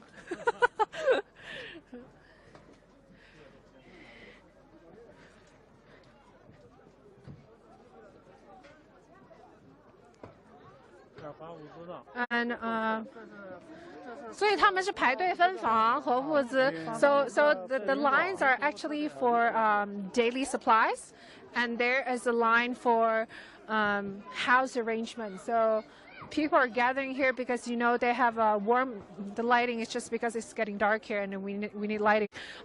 So this is what they need, and you see people are lining up. They know it's when they get done, families will be inside, it will be warm, and so pretty much that means they will have a warm night of sleep, which is quite critical, especially in the situation that afterquake is sure happening and also landslide are happening.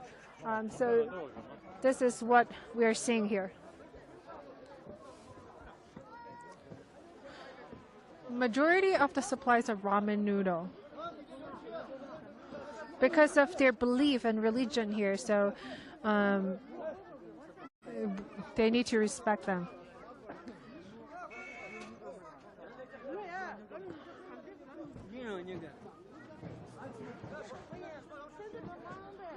So 在这个背景吧，在这个 so here's an overview of what it looks like. People, even though they can't go back to their home, this is a temporary housing that they stay in. The temperature is low, but at least tonight, most of them will have a warm place to stay. And that's all I have for now from the village, and let me just wrap up. And we will bring you more from the Gansu earthquake and what's happening on the ground on the days to come.